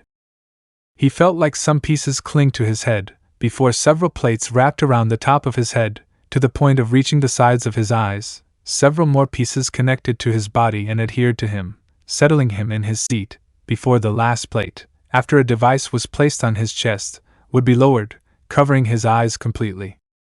Starting virtual simulation. I hear Albedo's voice. LEDs appear on the devices clinging to him, and the capsule compresses and accommodates. Virtual simulation started. Izuku opened his eyes again, finding himself in an infinitely gray place with white lines running vertically and horizontally, trying to measure something like a graph paper. He looked around, before several pixels appeared beside him and Albedo made itself present. Welcome to the digital plane. Greeting Albedo, now wearing a new suit. Consisting of a red trench coat buttoned in gold, with white edges and white markings, a black shirt with a turtleneck and tight to her body, a mini skirt with buttons from the navel to the thighs, along with long stockings to the middle of the thighs, and as shoes a combination of heels and boots, black with gold buttons and white laces. Izuku blushed furiously at his assistant's new appearance, to which he would look away in embarrassment. Thank you? And thank you for the idea, Izuku thanked with sadness. And thank you for doing it, and for answering the survey for my new appearance. Albedo also thanked her, although the last part was in an inaudible whisper. Hey, if not. You're welcome, but whatever, time passes several times faster here, an hour outside could be days in here. Izuku said, blushing, although he managed to calm down and return to his normal tone. Yes, now you can gain experience in this place, do more projects, even improve your senses, sharpen them, get more coordination, even, remember that it is connected to the entire internet. We have even accessed these restricted areas of some things, so you can learn to fight better, and look, explained Albedo while explaining to Izuku. At that moment, holograms of several aliens, heroes, even the heroes he fought last night, appeared in front of him, as if it were an army. Next to them, several mannequins appeared, with screens that had videos showing martial arts and different types of fighting, techniques and skills. You can improve and gain experience by fighting here and practicing. Your projects and inventions can also be manufactured in this place. Remember that their simulation app for projects that you create at your, like 10 years is applied here too. He crosses his arms and closes his eyes, while smiling proudly. And remember this, the devices in your body stimulate your body, therefore, if you train here, you will not only have the mental memory and experience of all this, but also muscle memory, although of course, if you want to improve physically faster, I recommend training in reality. Here your muscle mass only increases by 15%. Albedo finishes explaining with her proud smile. Izuku just saw her with a drop of sweat. Albedo. I already know all this, I built it. Izuku said somewhat nervously. Albedo just snorted annoyed before hitting Izuku in the face. Instantly the freckled boy began to rub the injured area that is his cheek, while he lies on the floor. Shit! That seemed too real to me, Izuku said angrily. Albedo just smiled behind him and snapped her fingers, causing all the holograms of heroes, aliens, videos with mannequins, etc. By the way, something that all this includes and that I added while I wasn't looking, is that it literally frees you from the limits of the flesh. Now your mind is not limited to your body, although of course, your brain will have to be modified so that it can handle all your brain capacity. Albedo said, putting her hands behind her back, while smiling with great vigor. Izuku just stood up as she said that. Once he heard everything, he just smiled and laughed a little. Well, thanks for that, I really owe you one. Izuku said with his trademark Izuku smile. Albedo, who blushed slightly, smiled in complicity. You could start by creating a physical holographic body projector, Albedo suggested with a foxy smile. Izuku just shook his head with a smile. You're determined to do that. Well, it's the easiest thing you've asked me so far. Literally, the Ultimatrix and Omnitrix are capable of creating life and matter. Well, your body won't be made of flesh, but it will have its properties. It would be to transmute energy into matter, and it's the easiest thing.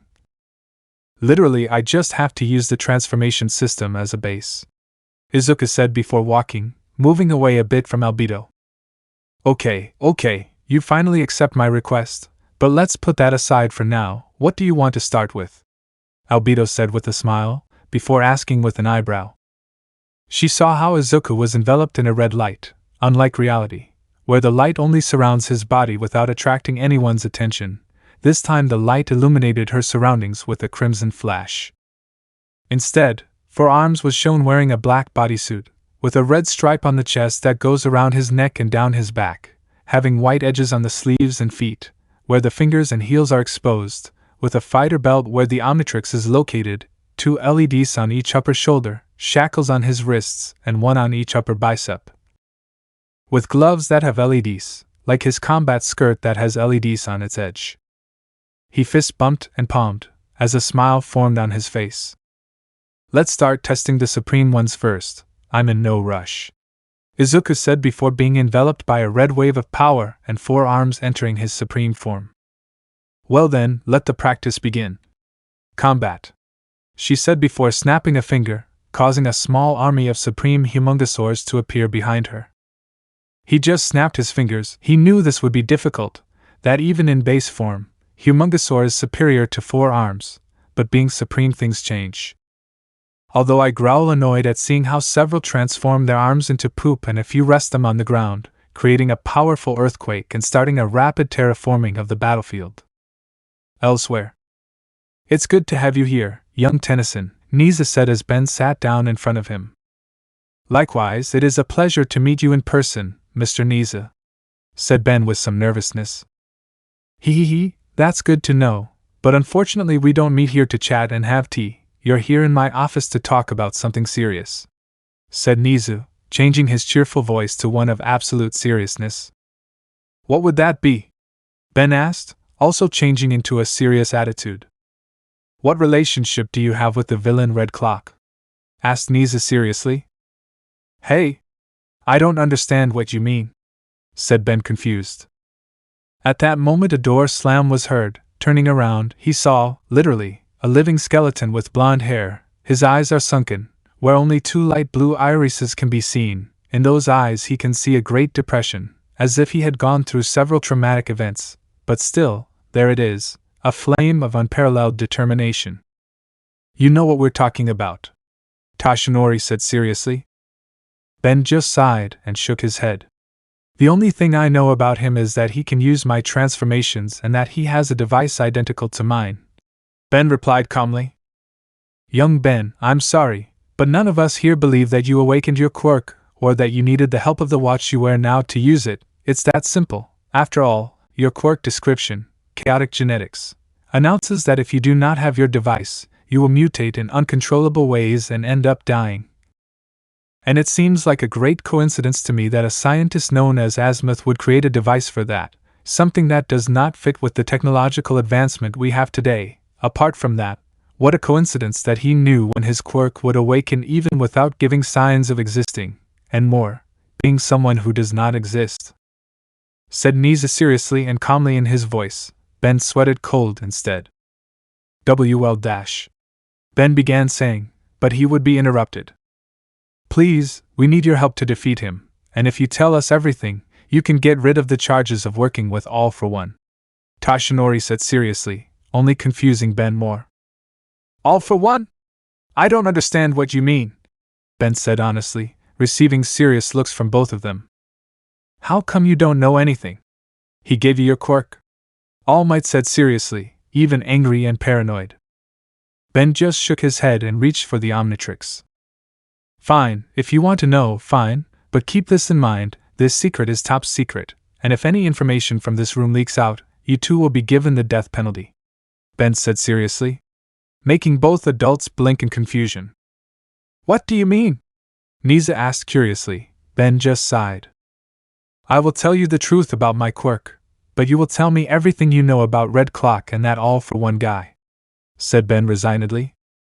Okay, you may begin, said Niza while Tashinori sits next to him. Ben just turned the dial of the Omnitrix, and it projects his memories. This watch is what allows me to transform. Its name is the Omnitrix. It has the function of converting its user into various alien forms with the intention of bringing understanding between races and peace. I found it on a school trip when I was 10 years old. Since then I have it. Although due to some things that happened I had to take it off when I was 11 years old, although a year ago I wore it again, said Ben while showing through the hologram how he found the Omnitrix. Any proof? Almight asked seriously. Ben just shook his head. Not really, unless they give them the Omnitrix, but that's something I can't allow, Ben said honestly and seriously. In fact, that explains a lot of things, Niza said with a hand on his mentor. Director Nizu, do you really believe him? Almight asked incredulously. Nizu just nodded his head. That's right, I believe you, because that explains several things, Niza said seriously. And what would they be? Almight asked seriously. Do not play dumb, Tashinori. I am referring to the chaos that battery-shaped villains cause weekly in every part of the world, as well as the case of a mutation quirk repeated in some people, like in the USA. On a trip I met a man who is made of crystal, and other times I saw identical people in it spread around the world, doing some research.